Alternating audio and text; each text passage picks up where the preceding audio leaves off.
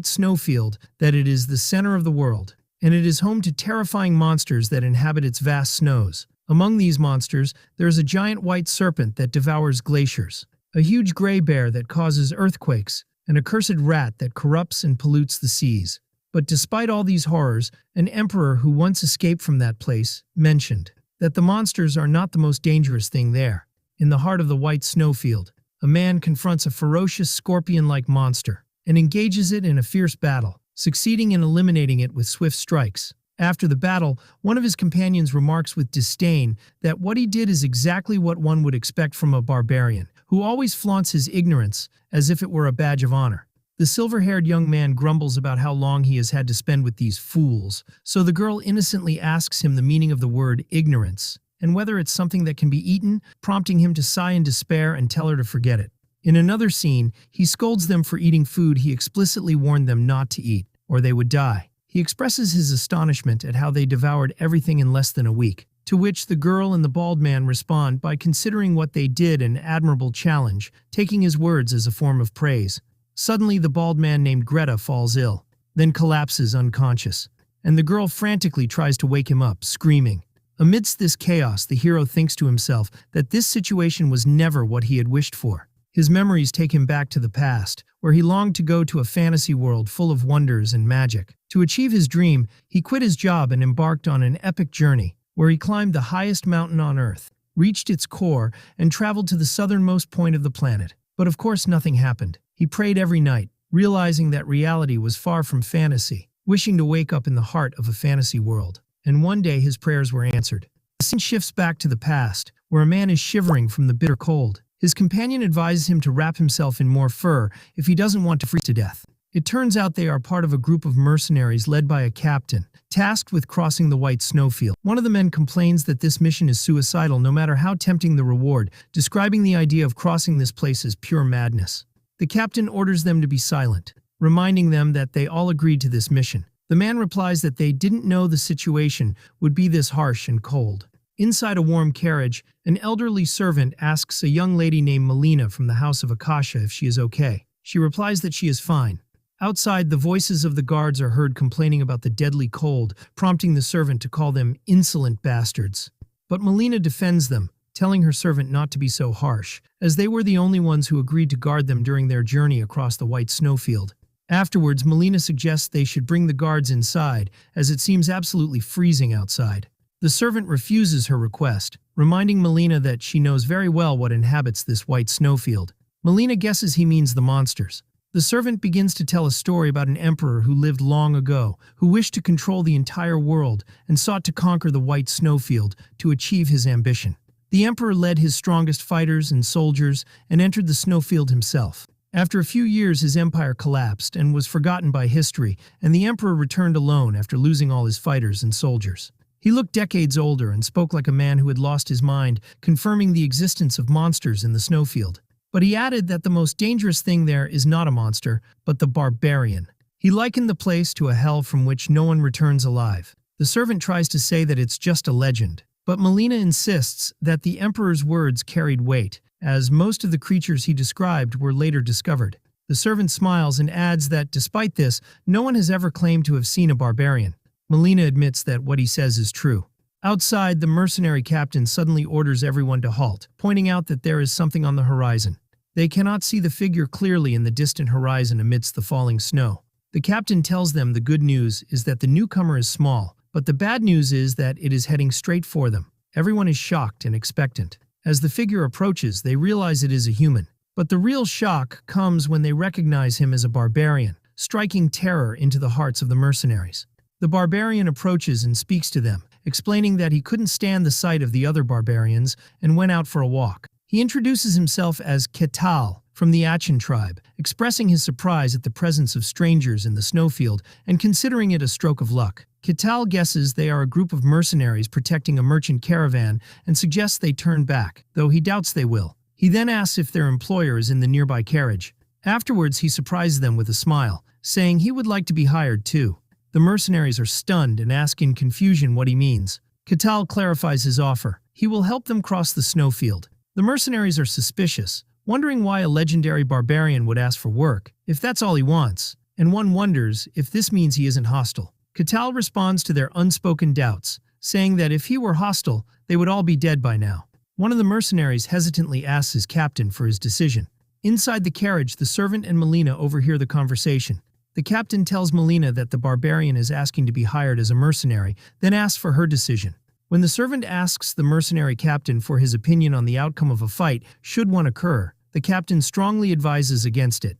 Upon hearing this, Melina makes her decision and tells the captain to inform the barbarian that they accept his offer. The captain affirms his respect for her decision and goes to inform the barbarian of their agreement. Katal expresses his pleasure at hearing the great news. Suddenly, Katal heads directly for the carriage, to the captain's surprise and horror. Katal tells him there is no need to be afraid. They are just employees, and he needs to speak with the employer directly. The captain warns him that he will not hesitate to deal with him if he tries anything suspicious. Katal remains silent, while one of the mercenaries anxiously asks the captain if it's really right to let him meet her. Another mercenary wonders why they don't try to stop him as guards, to which his companion scoffs that the idea of stopping him is a ridiculous joke. Inside, the servant panics as Melina prepares to go out, but she asks him to remain calm. Katal's voice is heard from outside, asking if he can come in, which shocks Melina. After composing herself, she grants him entry. Inside the carriage, Katal tells the servant he hopes he has calmed down, assuring him he has no intention of harming them. It runs through Melina's mind that the legendary barbarian is standing right in front of her. She greets him nervously, and Katal calmly returns the greeting. Katal comments on the warmth of the carriage, noting that it's difficult to maintain this level of warmth in a snowfield.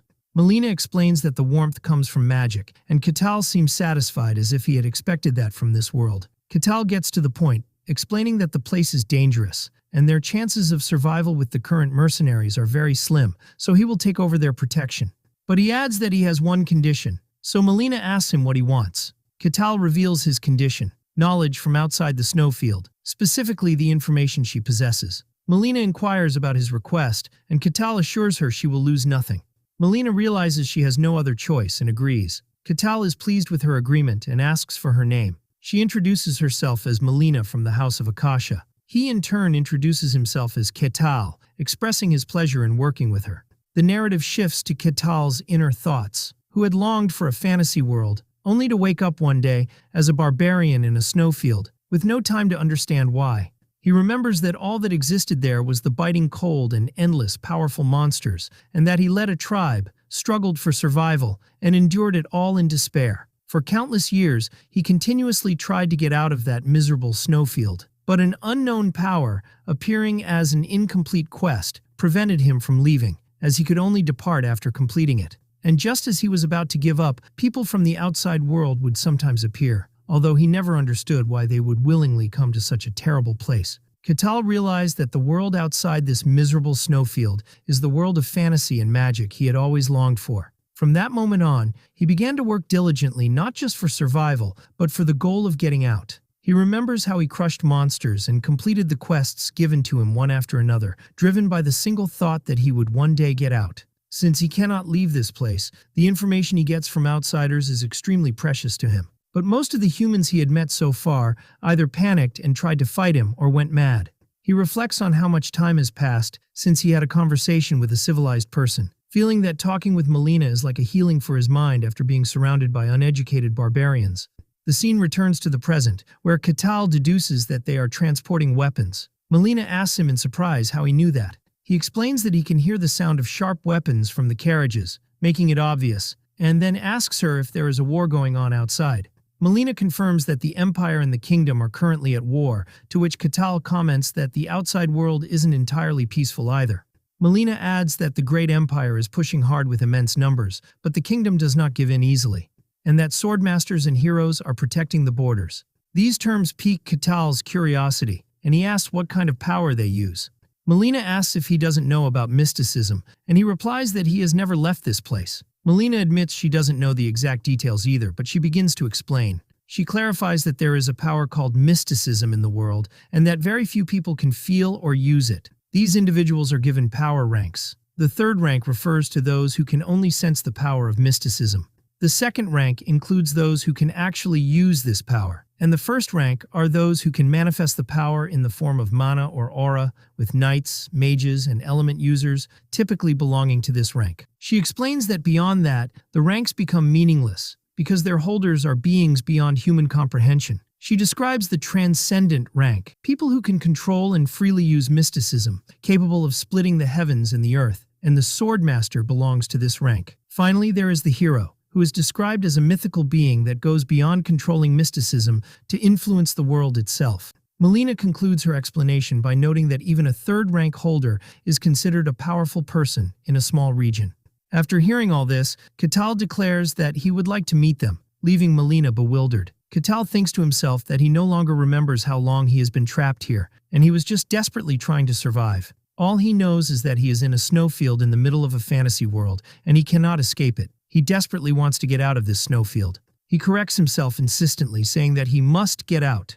Melina resumes her talk, asking Catal if he is the barbarian from the legends. He replies that one could say so, and he deduces from her expression that she is aware of his existence. She confirms there is a legend about him, which surprises Catal to hear. Catal laughs as he realizes the madman he met before must have been the emperor from the legend. He then assures Melina that her legend is likely true, as such a person did come here a long time ago. Catal changes the subject, wondering why they are transporting such a large quantity of weapons through this particularly dangerous snowfield. When Catal asks her the reason for her journey, Melina replies that they need a lot of money. She explains that her family, who has been in trade for generations, has accumulated massive debts due to the schemes of envious rivals, and that this journey is to prevent their family's collapse. Catal cleverly deduces that her plan to pay off the debts is to sell weapons to the kingdom, which is at war with the Empire, surprising Melina with his ability to know that. Catal explains his reasoning, saying she previously mentioned that the Empire attacks with huge numbers,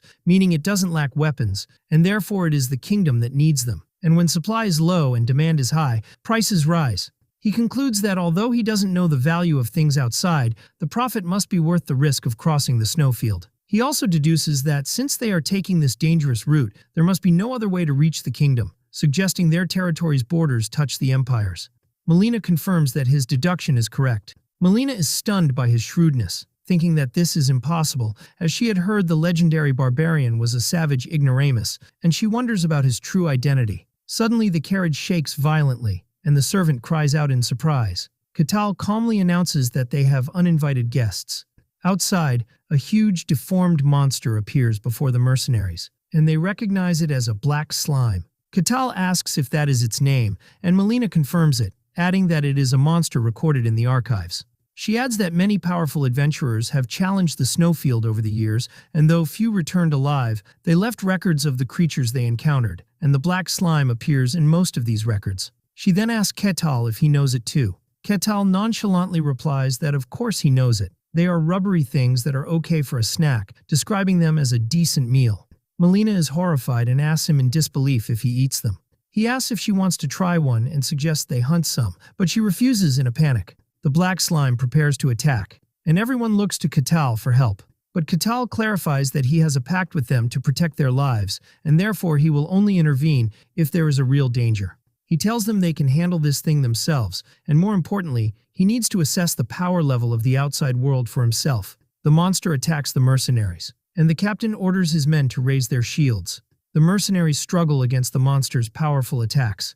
One of them jumps and tries to finish the monster, but he is thrown away like an insect, causing him to curse the monster's strength. The captain remembers an important piece of information and shouts the attack pattern, explaining that the black slime can only move in straight lines, and orders his men to disperse and coordinate their attacks. His men immediately respond to the order, confirming their understanding of the new plan. The mercenaries execute the captain's plan precisely, dodging the black slime's attacks and delivering their blows simultaneously. The monster screams in pain under the weight of their coordinated attacks. As they continue to stab relentlessly, the captain urges them to keep up the attack without stopping. When the captain realizes that normal attacks are useless, he orders his men to target the nucleus hidden somewhere inside the monster. The captain himself delivers a powerful blow with his glowing sword downwards, cutting through the slime's body. The monster's red nucleus shatters, and its body begins to melt. The mercenaries celebrate their victory, panting, and express their disbelief that they actually succeeded in defeating it. But their celebration is short-lived, as another monster, a giant white wolf, suddenly appears. The mercenaries immediately engage the new threats, with one shouting for them to aim for the neck. Then one of them pounces directly on the wolf. After the battle, one of the mercenaries comments with some arrogance that the white snowfield isn't that dangerous, and that the rumors were probably exaggerated. But the captain warns him not to be complacent, reminding them that they are not even halfway through. The conversation shifts to Catal, with one mercenary wondering if the barbarian is truly strong, pointing out that he is just part of the Emperor's legend and hasn't fought yet. Another adds that Catal, supposedly at the bottom of the food chain here, is relying on them for protection, and suggests they should check his strength. Inside the carriage, silence reigns between Melina and Catal. A mercenary approaches the carriage and asks to speak with Melina. He reminds her that they are mercenaries risking their lives to carry out this mission under their contract with her. Melina expresses her deep gratitude for them accepting this dangerous mission that everyone else fled from just by hearing its details, and that without them, she wouldn't have even been able to try. But the mercenary clarifies that there is one thing bothering him. The barbarian hasn't fought even once. They tell her they wish to confirm if the barbarian truly deserves the special treatment he is receiving. The captain claims he tried to stop them, but they didn't listen. Catal, who was listening, intervenes, saying he doesn't mind testing his strength, but not now. He explains that they have other visitors who came before them.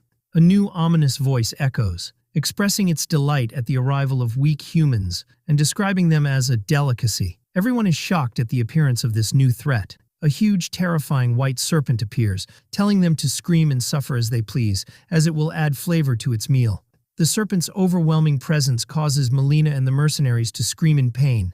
Catal steps forward and orders the serpent to stop, declaring that these are his guests, and commands it to go back. The serpent asks Catal why he is there, reminding him of the snowfield's rules that prohibit leaving the tribe's territory. Catal replies that it's none of its business, which angers the serpent, telling him not to be ridiculous. The serpent announces its identity as a serpent, wondering how a barbarian dares to give orders to it, the one promised immortality. Catal sarcastically replies that it then needs to be disciplined, and launches himself at it in a fierce attack. The clash results in a massive explosion of energy, creating a powerful shockwave. Melina screams from the intensity of the blast and its impact. Catal stands over the defeated serpent, saying it's the type that only listens after getting a good beating. Melina watches the scene in awe, and Catal reassures her that he will finish it quickly. Catal unleashes a final devastating attack, annihilating the serpent in a flash of brilliant light. After what happened, the mercenaries who had doubted Catal's power beg for forgiveness, to which he replies that it's okay because he understands it's not easy to trust a stranger. Catal tells Melina he has a question. He notes that, from her clothes and way of speaking, she doesn't seem like just a simple representative of her family, and asks her why she personally undertook this dangerous journey. After some hesitation, Melina reveals she is the first daughter of Velika, a concubine or second wife to Lord Kasakakasha. She explains that her mother, who came for a political marriage, was used and abandoned, a miserable mother with no real power. Melina confesses that she and her mother are considered family in name only, but in reality they are treated like servants, then regrets revealing so much. She confirms that she volunteered for this dangerous journey, adding that someone had to set an example. Catal tells her he understands, describing her as very smart, greedy, and highly ambitious. Suddenly, the exit of the snowfield appears before them. The mercenaries are surprised by the scene before them, seeing green grass, heralding the end of their journey in the snow. Melina thanks Catal, and he tells her they can return through the Empire, as it will be easy after selling the weapons. Melina asks him what he meant by describing her as smart and ambitious. Catal confirms that his words meant exactly what he said. He begins to explain his deduction, saying that her once highly respected family is now in great turmoil due to a lack of funds. He adds that although she is the daughter of a concubine, if she personally takes action and carves a path to salvation, while the family is on the verge of collapse. He asks, in that case, who will the people trust and follow? He concludes that her true goal is to seize real power in the family. He then asks if he is mistaken, and Melina admits his answer is perfect. Catal comments that it's a common story for a concubine's child to take on a dangerous challenge to inherit the family. Melina thinks to herself that this barbarian is intelligent, not like the half-baked intellectuals she has met, and imagines what it would be like if his power, which defeated the white serpent without a scratch, became hers.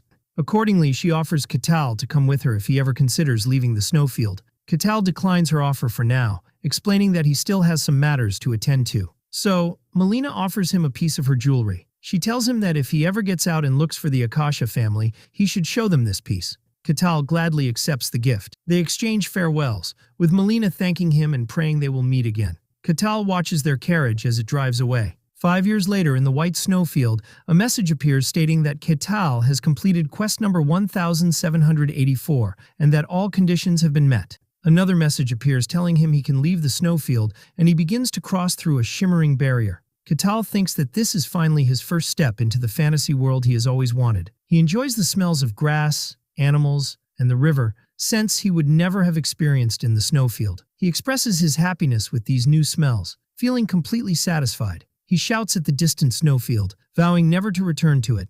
He reflects on finally reaching the world he dreamed of, the world of fantasy and mystery he thought he would never reach, and that, although the starting point was terribly wrong, he managed to survive. He announces his intention to enjoy this world with all its dragons, elves, magic, and swords. He believes his intense desire to reach this fantasy world is what kept him alive in that hell. Then he senses a gathering of beings nearby. He assumes this gathering is a village and feels excited to finally see a civilized town. He remembers the ignorant barbarians he lived with and how they were oblivious to the importance of shelter, and feels a strong nostalgia for a well-designed human settlement. As he wonders how to introduce himself politely, he hears a voice. The voice announces to the dear elf villagers that this place will become their new home. He watches a group of elves unloading their belongings and celebrating their new home.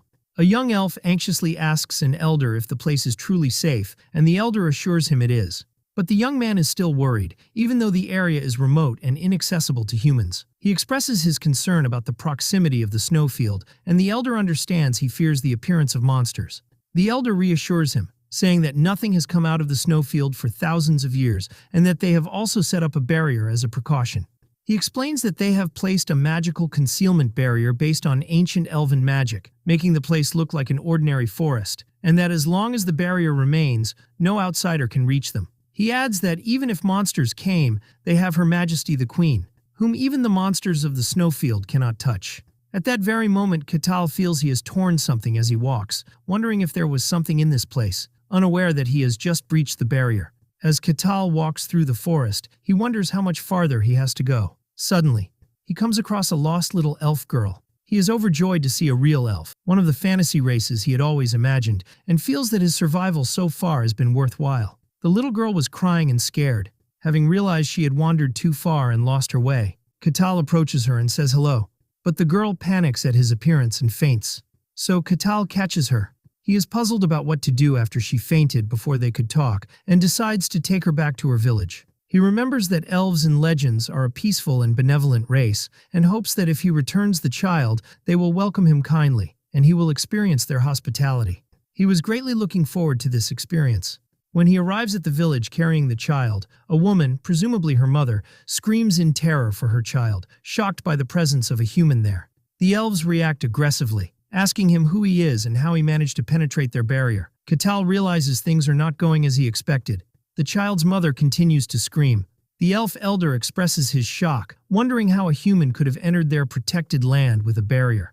One of the elves tells him there is a crack in the barrier, and the elder panics, asking for the whereabouts of Her Majesty the Queen, and is told she has left for a short reconnaissance tour. Katal tries to explain that he is not their enemy, but a warrior threatens to hunt him to the ends of the world if he doesn't return the child. The elder declares that their location has been exposed, and concludes that since the barrier has been breached, the humans must have come fully prepared. He wonders how long the humans have been tracking them. Katal realizes they think he is a kidnapper, and decides he must clear up the misunderstanding first. He places the child, who has regained consciousness, on the ground, and tells her to go back to her people. The child looks at him, terrified by his frightening appearance, then runs away. The child cries and screams so intensely that Katal wonders if his face is really that scary. He is a little shocked. He thought his appearance was decent enough when he was in the snowfield. He tries to talk to them again, explaining that he returned the child and is not an enemy. But the elder shouts that the hostage has been released and orders everyone to attack, and the elves aim their arrows at him. They shoot their arrows, and Katal wonders if they are even listening to him. Katal reflects on the situation. In legends, elves are a kind, nature-loving, and peaceful race, but the real elves he has met are violent and savage. He concludes that elves, in the end, are a race that lives in nature, which means their way of life might be more brutal than he had imagined. He concludes that nature is a world of survival of the fittest, far from peaceful, and in that sense, the elves' brutality can be understood. As arrows rain down on him and bounce off his body harmlessly, he calmly accepts that this is reality. The elves are shocked, and the elder wonders what kind of magical tool Katal is using, ordering the archers to continue the attack, assuming he has his limits. Katal decides to calm them down and unleashes a massive wave of purple energy. The explosion creates a powerful shock wave, sending the elves flying through the air. The elder stands in a daze, wondering what just happened. Katal, standing in the crater created by the blast, repeats that he is not their enemy. He thinks to himself that he might have misjudged his strength a little. At that moment, Katal is attacked by another arrow surrounded by a phoenix-like fiery aura, and the attack causes a powerful fiery explosion. It was the elf queen, Markria Hashian Karusia, who launched the attack and asks what is going on. The elder informs her that a human has attacked them. The queen concludes that what she feared has happened and that this place is no longer safe. Katal tries to speak with her, hoping she will listen to his story. The elder is stunned that Katal is still standing after taking a direct hit from Her Majesty. The queen asks Katal if he is another powerful enemy who has come to harm them. She declares that humans are despicable creatures and introduces herself as the Queen of the Leaf Tribe. She aims a glowing arrow at him, vowing that he will pay dearly for daring to covet them. Katal feels frustrated, wondering why they can't even talk even though they speak the same language, and whether she is intentionally ignoring him or if the relations between humans and elves are just that bad. He decides that using force is unavoidable, remembering the lesson he learned in the snowfield. If they don't listen, beat them until they do. The queen releases her magical arrow. The arrow transforms into a massive spectral dragon head and heads towards Katal. Katal prepares for a counterattack, gathering energy in his fist. He punches the spectral dragon with his fist, creating a massive explosion. The queen is shocked by the result. Katal looks at his fist and comments with regret, suggesting he might have overused his power, and the queen is thrown backward. The queen falls to the ground, defeated. Katal thinks that perhaps he should have controlled his power more. The queen realizes from this brief clash that her opponent is strong, at least at a transcendent level, and wonders why someone so powerful is here. The elf queen recognizes Katal's power and orders her people to leave the area immediately for their safety.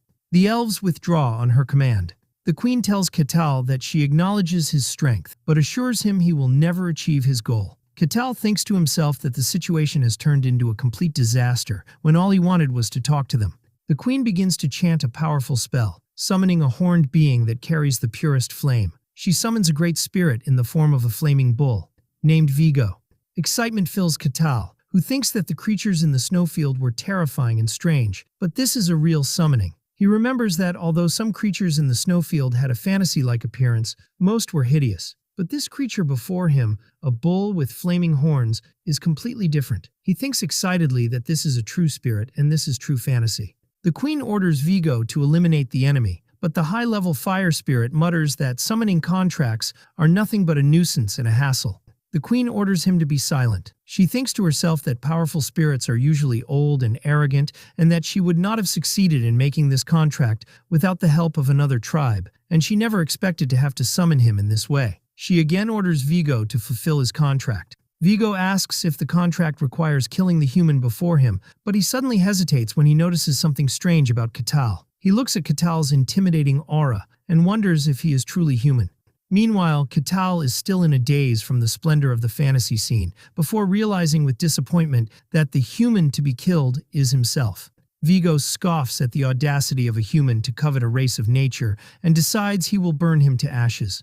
Vigo charges towards Katal. Katal prepares to block the attack. Suddenly, the queen winces from the impact of a shockwave. When she opens her eyes, she is shocked to see Katal had easily blocked Vigo's attack and grabbed his horn. Katal smiles and thinks that he feels more at ease seeing a monstrous form because he doesn't hesitate to beat it to death. The queen watches the scene in horror. Katal unleashes a devastating attack that causes a massive explosion, destroying the forest, the surrounding rocks, and its echo reaches the atmosphere. The queen screams from the force of the explosion. The green forest turns into a huge crater, and the queen looks on in disbelief at what happened. Katal walks toward the defeated queen in the middle of the crater and approaches her.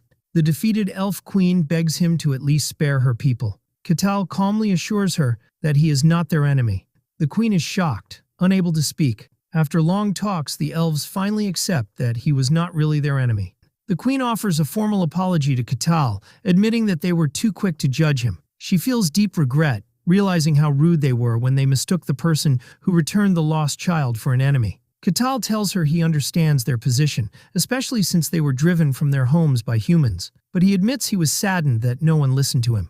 The queen confirms with him again that he was not one of the humans chasing them, and Katal explains that this is the first time he has seen an elf, as there are none in the white snowfield. The queen is shocked at the mention of the snowfield and recognizes him as the Ashen Barbarian, and Katal confirms that this is the name strangers call him. The queen expresses her disbelief, having thought it was impossible for humans to survive there. She asks him worriedly if his coming from there means that others can come too. Katal answers that he doesn't know for sure, but he doesn't think anyone else will get out the same way he did. He explains that there are rules in the snowfield that not even powerful beings like dragons can break, and that for some reason he was the only one able to escape through something called a quest, believing his case is a rare exception. The queen is relieved, then Katal asks her about the state of her summoned creature. He bluntly reminds her that the bull was split in half. The queen reassures him that there is no need to worry, as spirits are beings of nature, and it has simply returned to the spirit world. And feeling sorry for her rudeness, she asks if he desires anything, promising to grant his wish. Katal thinks about the concept of a spirit and asks if non-elf beings can make a contract with one. At first the queen thinks it's impossible, but she reconsiders, stating that there are some humans close to nature who can make pacts with spirits. After thinking, she tells him that if he wishes to contract a spirit, he should go to Elfo Sagrado. She explains that this place is the sacred land of all elves where their god resides, and that he might be able to fulfill his wish there. Katal asks if a human like him can go there. The queen replies that it might be possible with her recommendation, and offers to give him the location on the condition that he keeps it a secret. The queen's inner thoughts reveal that Elfo Sagrado is the dream destination for all who study elves. She thinks that elves never reveal its location to other races because humans pose a great danger to this sacred place. Despite this, she decides to trust him and offers him a glowing crystal. Katal accepts it gratefully. The queen explains that even if he reaches the area, their god will surely test him. But she expresses confidence that he will succeed and wishes him a safe journey, and Katal thanks her. The queen formally introduces herself as Markria Hashian Karusia, queen of the Leaf tribe, and asks for his name. He introduces himself as Katal, the barbarian. After some time has passed, Katal speeds through the forest. At the border of the Barkon territory in the kingdom of Gehenthra, the guards panic due to a thunderous noise and an immense power approaching them. The guard captain orders the bell to be rung, and all guards to assemble immediately. Katal suddenly arrives, his powerful landing causing a tremor that kicks up dust and debris. The guard captain is shocked by his sudden appearance. Katal greets them and asks if they are the guards. The guards are bewildered and cautious. They wonder if he is the source of the noise and whether he is an enemy. One of the guards notices Katal's gray hair and the scar on his chest, and realizes with a shock that he might be the legendary Ashen Barbarian. As Katal approaches them, the guards raise their weapons and warn him not to come any closer, or they will attack. Katal calmly tells them he is not their enemy and hopes they will calm down. One of the guards nervously asks him what he wants from them. Katal points his finger in a certain direction, and the guard asks him what he means by pointing to the city gate. Katal expresses his desire to visit their territory, and the guards are shocked by what he said. The scene shifts to a room, where the guard captain asks Katal if his purpose is merely to pass through. Katal replies that he would like to stay for a while if possible, but he doesn't know for how long. The captain asks for his name, and he replies, Katal. When the captain asks for any proof of identity or someone who can confirm his identity, Katal says he has nothing of the sort. Katal remembers the crest Melina gave him, recalling her words to show it to the Akasha family if he ever got out of the snowfield. He presents the crest and asks if this is sufficient. Katal explains that it is the crest of the Akasha family, and he received it from a descendant of that lineage. The captain recognized the name as the merchant family from the kingdom of Dinian. The captain recalls hearing about a merchant family that came to the snowfield a few years ago and notes that the Akasha family's influence has grown rapidly recently after a change in the family head. Katal asks again if the crest is enough to confirm his identity. The captain says it doesn't look fake, but it's hard to confirm since it's not from their kingdom. The captain decides that although the crest isn't a complete confirmation, it is useful. He allows Katal to enter, but on one condition. He clarifies that the condition is to confirm that he is not a dangerous person. The captain explains that there are 3 other people with unconfirmed identities also trying to enter the territory. The condition is that Katal must form a team with them and they must clear a nearby dungeon to prove they pose no threat. Katal finds this condition easier than he expected. Katal agrees to the captain's condition, but the captain adds another one. The second condition is that after clearing the dungeon, Katal must report all information about the operation to them. Katal understands the captain's clever plan to have the people with unknown identities watch each other, and through their reports, he will be able to expose any suspicious ones among them. The captain changes the subject, flustered, and asks Katal if he is really a barbarian. Katal confirms that he is indeed a barbarian. The captain expresses his surprise, admitting he has never seen a barbarian like him before and had thought they were just an ignorant race, then ends the conversation and tells him to set off. The scene shifts to a waiting room, where a man named Alessandro Tyrannus, a supposed holy knight, complains about having to enter a dungeon with a scoundrel who takes advantage of people. A thief named Kasan Hak retorts, sarcastically asking if the old man is venting his anger on him because another thief scammed him out of all his money. Alessandro gets angry and asks how a thief dares to insult a holy knight. Kasan mocks him, questioning if real holy knights wear worn-out armor, and says if he were a real knight, he wouldn't be here in the first place. He concludes that Alessandro is just a wandering warrior, and that they are both the same kind of insects. Alessandro erupts in anger and threatens to fight. Kasan scoffs at him, asking if he thinks his shabby armor will protect him. The third team member, a priestess, intervenes and asks them to stop. The priestess, Hayez of Calusia, expresses her concern about having to clear a dungeon with these people. The guard captain enters and tells them the minimum for entering the dungeon is 4 people, and that someone else will be joining them. The priestess hopes the last person is normal, and the captain tells her she can judge for herself as he has just arrived. Katal enters the room, and the existing team members are shocked by his presence. Katal cheerfully asks them if they are his team members. The team members react in shock. Alessandro notes his massive size, the priestess wonders if he is human, and Kasan feels the immense pressure emanating from him. Katal says hello. The guard captain tells them they can introduce themselves while he steps out for a moment. Katal begins by introducing himself, saying he is Katal, a barbarian. He then asks the thief for his name, who hesitantly introduces himself as Kasan Hak. He moves on to the holy knight, who introduces himself as Alessandro Tyrannus, and Katal asks him if he uses holy power. Alessandro nervously explains that he is a somewhat special holy knight and cannot use it. The priestess introduces herself as a priestess of Calusia, the god of lies and deceit. Katal asks her why her identity isn't confirmed since she is a priestess. She explains that the god she serves is not highly regarded. After the introductions are complete, the guard captain announces that if they are ready, they should set off. Silence and tension fill the air as the team makes their way. The accompanying guard announces their arrival. The guard points to the dungeon entrance. He explains that it is a 3-floor dungeon, and the monsters that appear inside are undead. The objective is to clear it and find a crest inside. Katal asks Kasan to explain the plan before they begin. He starts to explain, and when he addresses Katal as Sir, Katal cheerfully tells him to drop the formalities because they are comrades. Kasan assigns the roles, saying Katal and the warrior, Alessandro, will form the front line while he will check for traps. He adds that the priestess will support the battle from the rear with her divine powers. Katal agrees to the plan, which confuses Kasan. Katal then enthusiastically announces that they will set off. The team enters the dark dungeon, with Katal leading the way. Inside, Kasan notes the pitch-black darkness and the absence of the usual traps or keys, finding it suspiciously ordinary. Suddenly, Kasan stops the group, pointing out that there is a monster, although Katal sees nothing. He points to the bone fragments scattered on the ground, explaining that they are skeletons that will rise and attack them if they get any closer. Kasan realized to himself that the guard captain knew about this, and that this dungeon was not just a test, but a way to get rid of troublesome outsiders. Katal thinks about the word skeletons.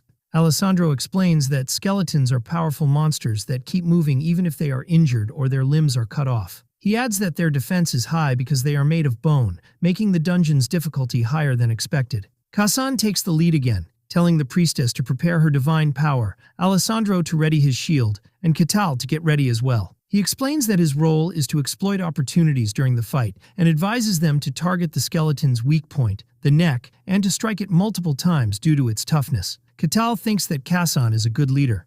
As soon as they advance, a skeleton rises from the ground. The team members prepare for battle. but Katal simply raises his hand. With a single easy blow, he shatters the skeleton's skull. He then blows the magical dust off his hand. The rest of the team is completely stunned.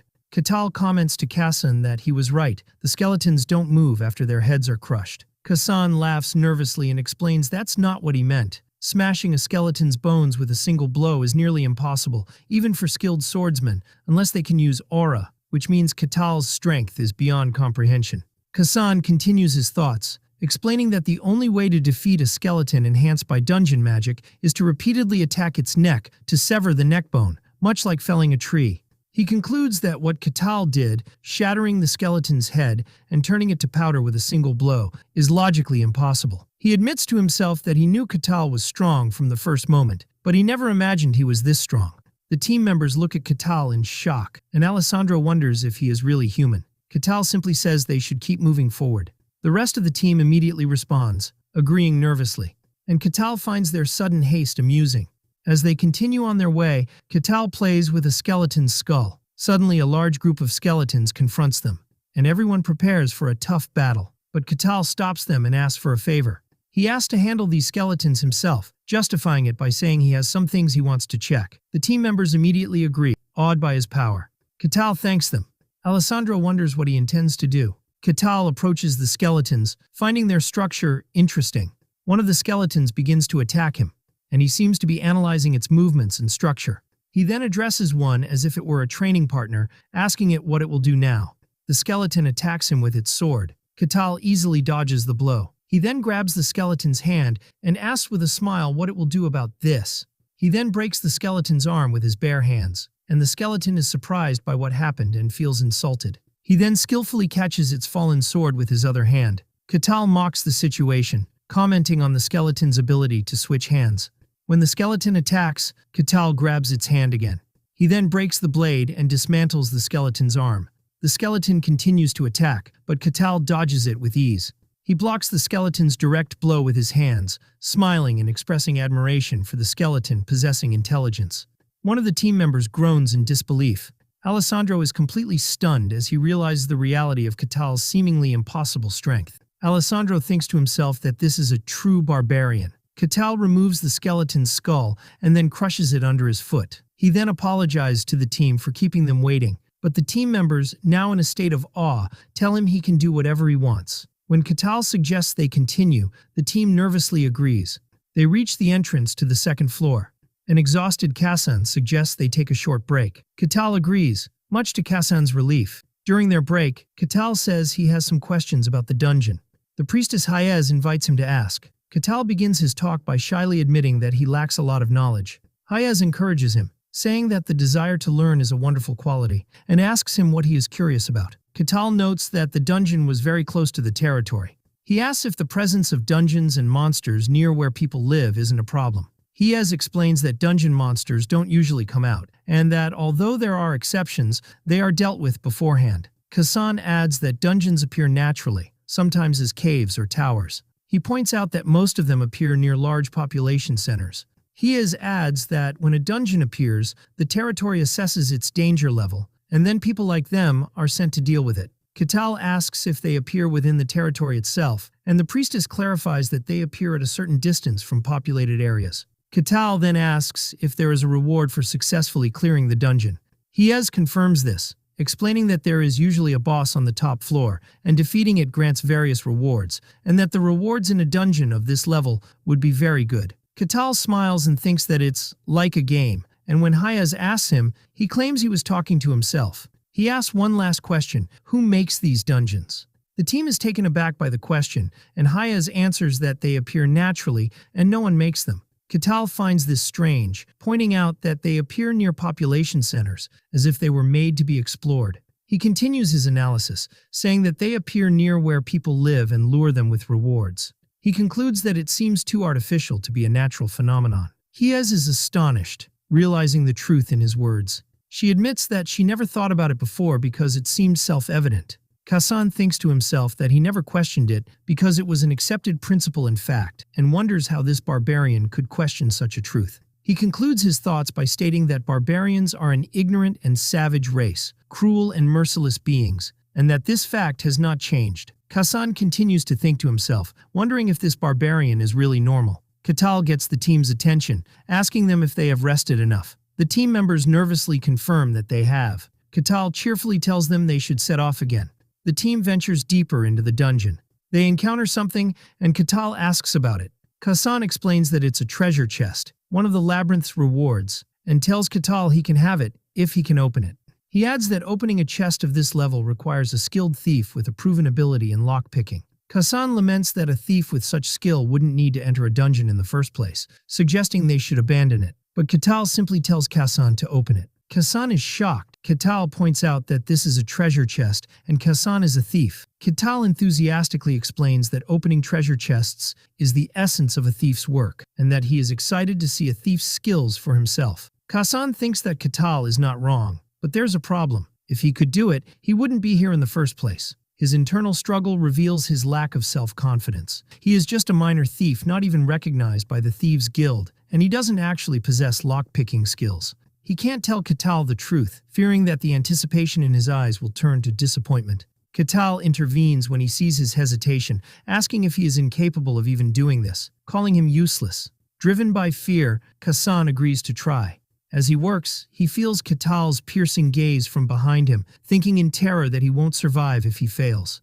He desperately tries to remember the skills he saw another thief use when he was working as his porter. He puts his life on the line and focuses with all his might. Katal looks at him, puzzled by this intense effort. With a click, Kasan succeeds, announcing with tears in his eyes that the chest is open. Hiez expresses her genuine admiration, saying it's amazing, and that she never expected to see a skilled thief open a treasure chest herself. Katal congratulates him on his impressive work. Kasan goes through a moment of existential crisis. He had always prided himself on doing his best to survive, but at this moment, he questions this belief for the first time in his life, wondering if he has truly been doing his best all this time, and with that, Kasan loses his pride. Katal asks about the value of the treasure, and Kasan estimates it's enough for an average family to live comfortably for about a month. Katal asks Kasan to organize the rewards. As Kasan begins to sort the treasure, he suddenly screams in terror. The team cautiously advances and continues on their way. They find another skeleton lying on the ground, and Katal tells them to wait. Katal notices 4 skulls, deduces there are 4 skeletons in total, and announces that he will take care of 3 of them. The team is stunned. Katal tells them with a smile that he will leave the last skeleton for them. Kasan realizes this is a real fight and a test for them, and the rest of the team understands the situation and agrees. The skeletons begin to assemble themselves from a pile of bones, a sight Kasan finds terrifying. The 4 skeletons rise to face them. Kasan orders everyone to engage, and the priestess Hiez begins to chant her prayer. The skeletons rush towards them. As one leaps towards Kasan, Katal grabs the rest of the skeletons, telling them not to spoil this rare scene. A skeleton attacks Alessandro, who blocks it with his shield. Alessandro dodges the attack, and Kasan jumps in to attack the same skeleton. Hiez casts the Shadow of Illusion spell, which hits the skeleton and makes it stagger. Katal watches and laughs, commenting that it's rare to see a textbook example of organized party combat. He eliminates the 3 skeletons in his hands and then says he can now enjoy the show. Kasan continues to try and attack the skeleton. The team members realize that Katal is testing them. The last skeleton, left for the team, seems confused after its comrades disappeared. Kasan thinks to himself that if they show weakness, they will die. After the battle ends, the team appears extremely exhausted. Katal thinks that those who came to the snowfield were all strong. The team advances, and although the monsters on the 3rd floor were also skeletons, thanks to Katal's leadership, they progressed without much difficulty, until they finally reached their destination. They arrive at the deepest room of the dungeon. There, they find the dungeon boss, a skeletal knight sitting on a throne. Hiez is shocked, wondering why such a being is here. Katal asks if this monster is different from the others, and Hiez confirms that it is very strong. She explains that the skeletal knight is an opponent that can only be faced by those at the knight level, and this monster is beyond their ability to handle, then asks what would happen if they decided to turn back. Kasan explains that in that case, the territory would conduct an investigation, and if they found the decision was reasonable, the matter would usually be resolved without issues. Katal describes the team's decision to withdraw as reasonable. The skeletal knight sitting on its throne radiates an ominous energy. Katal approaches it, admiring that it's a skeleton that can maintain its own form.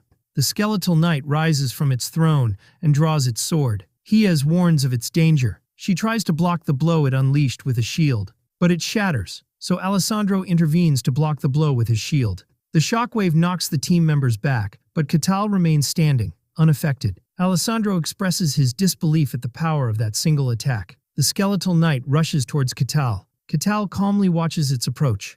With a single blow, he completely obliterates it, and the skeletal knight shatters entirely. The rest of the team is completely stunned. Catal dusts off his hands and simply asks if that's all. A new treasure chest appears, and Catal calls out to Kassan. He asks if he can open it, and Kassan replies in a panic that it's impossible because it's protected by a high-level lock beyond his skills. Catal comments that it's a shame, and Kassan agrees that they should abandon the chest. Catal ignores this and prepares to smash the chest open by force, shocking Kassan. With a powerful blow, Catal shatters the chest and opens it. Catal comments that the reward might be bigger this way and asks Kassan to collect the loot. Kassan thinks to himself that he has never heard of smashing a treasure chest by force and wonders why Catal asked him to open the first chest if he could simply smash it. They exit the dungeon, which begins to disappear. Kassan explains that when a dungeon is fully cleared, it disappears, and he concludes that there was no secret room this time. The concept of a secret room interests Catal, and Kassan tells him they exist but are rare, which Catal finds interesting. The guard captain is waiting for them, shocked at their swift return. The captain asks about the dungeon, and Catal replies that it was very satisfying. The captain tells them he will follow the exit procedures and asks them to accompany him one by one. The priestess is questioned first, and she reports no major problems. The guard captain asks her if she thinks the barbarian can stay in the territory. The guard captain thinks to himself, hesitant about the decision to let the barbarian stay, noting that his ambiguity only shows when he is talked about. He concludes that clearing the dungeon was just a means, and the real goal was to expose dangerous individuals. During Kassan's questioning, he mentions that Catal doesn't seem like the type to cause trouble. Alessandro reports that the barbarian is brutally strong but hasn't harmed anyone, concluding that he is completely different from ordinary barbarians. When Catal is questioned, he praises his team members, commending Kassan for his excellent work in disarming traps and trying to open the chest, Alessandro for holding the front line as a warrior, and Hiez's prayers that supported them in battle. The captain finds this mutual praise unusual, as strangers forced to work together usually don't end up praising each other. The captain makes his decision and grants them permission to enter, but warns them they will be expelled if they cause any trouble. He then gives them the reward for clearing the dungeon and asks them to divide it among themselves, which impresses Kassan, who notes that guards sometimes seize the reward for themselves. Catal cheerfully announces that the reward should be divided fairly. The other members are confused and refuse their share, saying they are fine without it. But Catal insists that they cleared the dungeon as a team, so the reward must be shared fairly, and he accepts no objections. He then enthusiastically suggests they celebrate by drinking at a nearby tavern. The team nervously agrees, but they are actually terrified and wish they could just go home safely. As the team enters the territory, the captain thinks about the report he will file, focusing on the fact that a barbarian eliminated a skeletal knight in a single blow. He concludes that Catal is no ordinary barbarian, but brutally strong, at least at the knight level, and that he is an anomalous and legendary being. The captain orders one of his subordinates to guard the gate while he goes to report to the Lord. The captain enters the throne room to deliver his report. The Lord of the Barcan territory, Luke Barcan, asks him about the matter. The captain informs him of the appearance of a barbarian in the territory. When the Lord asks if he granted him permission to enter, the captain confirms, explaining that he saw no major problem with him. The Lord asks what the problem is then. The captain explains that the problem is that the barbarian is so strong he might pose a problem. The Lord asks how strong he is. The captain tells him he eliminated a skeletal knight in a single blow. The Lord repeats this information, noting that defeating such a monster requires at least the strength of a knight. He reflects on the nature of barbarians as simple, uneducated beings who solve everything with brute force. He concludes that Catal is at least first rank, and the captain confirms this is the most likely scenario, without ruling out the possibility of him being even stronger. The Lord considers that the presence of a warrior this powerful, a barbarian who believes might is right, will cause a headache. He orders him to be summoned. He explains that the mere presence of someone so powerful wandering the territory is a risk in itself, and that he would rather see him for himself despite the potential danger. When the captain expresses concern for the Lord's safety, the latter reassures him that he has his own knight. A huge armored knight appears behind the throne, shocking the captain. Lord Barcan asks his knight for his opinion. The knight confidently replies that although Katal may be strong, he is still just an ignorant barbarian and would be no match for his swordsmanship skills, which he learned directly from a great swordmaster. The Lord decides he will speak with the barbarian himself and orders him to be summoned. Meanwhile, Katal is celebrating with his team in a tavern. The rest of the team looks completely exhausted by Katal's massive appetite for food and drink. Katal comments that the food is delicious and the place is quiet, and tells them to eat whatever they like on his tab. He turns to Alessandro and verifies that he is a paladin. He then asks him what kind of holy power he uses, because he didn't see him use any in the dungeon. Alessandro nervously explains that he is still in the training phase and his divine power has not yet awakened. Katal comments that this is a pity, and then asks the priestess Hayez if there is a temple for her god, Calusia, nearby. Hayez replies that she doesn't think so, because her god is not widely welcomed. It is explained that Calusia is the god of lies and deceit, an outcast and rejected deity by the general populace. Hayez asks Katal how strong he really is. Katal replies that he is unsure of his rank because he has only recently left the snowfield, and in turn asks them about the strength of the skeletal knight. Hayez explains that to face a skeletal knight, one must be at least second rank, and to defeat it in a single blow as Katal did, one must be first rank. Katal concludes that his power level is considered second rank. At that moment, the panicked tavern owner interrupts them, announcing that the tavern is about to close, terrified by the barbarian's presence. Katal apologizes and asks everyone to leave. When he asks them if they have other plans, they all assert in a panic that they are very busy. Katal expresses his regret and bids them farewell, hoping to see them again. But their collective thought is that they never want to see him again. Later, Katal is resting in a bed at an inn. He is grateful that he could afford the inn thanks to the dungeon rewards. He considers this place a paradise compared to the snowfield. He thinks about his long journey to reach civilization and his desire to explore more. He decides he wants to go on an adventure and considers destinations like the Elf Sanctuary, the Tower of Magic, and the Royal Capital. He is awakened by a violent knock on the door. The guard captain is at the door and apologizes for waking him. The captain informs him that the Lord wants to see him personally. Katal is interested that the master of this land wants to meet him. He cheerfully agrees. As he gets dressed, the captain is puzzled by his easy agreement, wondering if he has come to the right place. As Katal walks through the territory, which he had only seen at night before, he finds the daytime scene absolutely wonderful. He thinks happily that if this is the kind of lucky fantasy he's going to have, he welcomes it any time. The accompanying guard is bewildered and decides he should distract Katal as much as possible. The guard captain announces the barbarian's arrival to the Lord, who orders him to be brought in. Katal enters the throne room. Lord Luke Barkan, the master of the Barkan territory in the kingdom of Gehenthra, welcomes him. They shake hands and Katal expresses his pleasure at meeting the rightful lord of the territory. He introduces himself as Katal the Barbarian. The guard is shocked to see a barbarian bowing his head.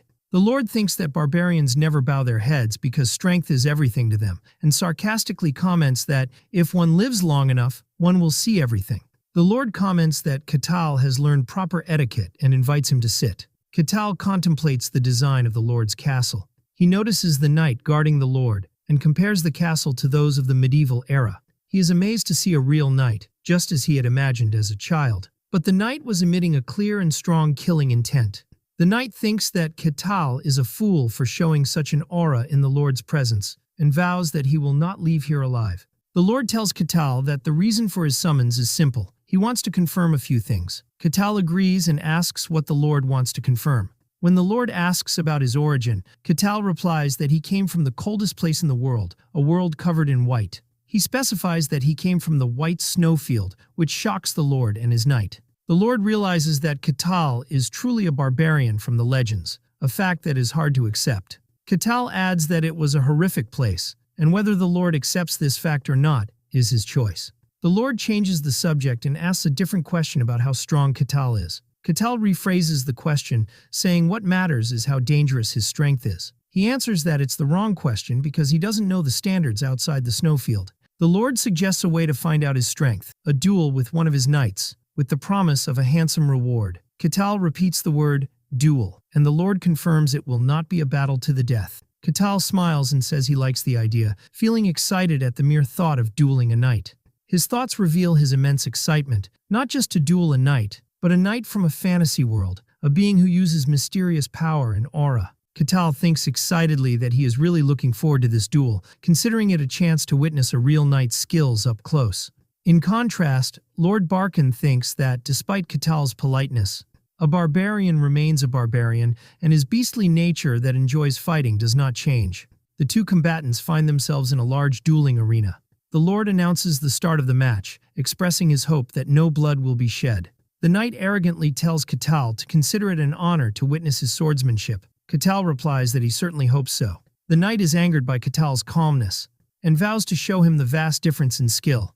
The knight launches his attack, his sword seemingly multiplying into 3. Katal is surprised by this technique and realizes it is not just an illusion and that the 3 swords are real, and wonders if this is swordsmanship. The knight is impressed by Katal's ability to dodge his attack by a narrow margin, but sees no need to follow up. With a simple flick of Katal's finger, the sword shatters and the knight is confused, wondering what that was. Before he can realize it, Katal grabs his face. He throws him away and the knight is defeated in a single blow. The Lord is in absolute shock, realizing that a first-ranked knight has been defeated in a single blow, and marvels at Katal's overwhelming power. Katal asks if the match is over. The shocked Lord confirms it is. The Lord assesses the situation in his mind. A barbarian defeats a first-ranked knight in a single blow. His power is monstrous, at least at a supernatural level, and the depth of his power is still unknown. He concludes that a barbarian with such power could upset the balance of power in the world. He decides it is time to inform that person, one of the few people in the world who holds the title of Swordmaster. The Lord contemplates the Swordmaster's arrival, wondering if he will be interested in the matter. Suddenly, a white-haired old man appears in the Lord's room. The Lord laughs, saying that the Swordmaster's tastes are as strange as ever, and the other replies that one needs some entertainment in life. The Swordmaster, who is called Cain, asks the Lord to tell him about this interesting matter. Lord Barkin welcomes Swordmaster Cain, expressing his honor at his visit on such short notice. Meanwhile, the knight who faced Katal is recovering in his bed. The Lord visits him and asks about his health. The knight apologizes and says he will be fine in a few days. Swordmaster Cain appears and scolds his student, saying he should be apologizing to him for losing to an unknown barbarian. Cain examines his student, noting that he has no injuries. He thinks that he saw his student's armor completely shattered, and given his condition, it would have been normal for him to die, yet his body is intact. Cain wonders if the barbarian deliberately controlled his power. The Lord agrees, adding that Katal is not just a reckless barbarian, but can control his power with amazing precision. Cain concludes that showing such restraint means Katal's power far exceeds the knight's level, and that he is at least at a supernatural level. Cain sinks into deep thought. Lord Barkin asks for his opinion, comparing Katal's strength to his own. Cain confidently replies that despite Katal's strength, he is a sword master, and that even supernatural power cannot reach him.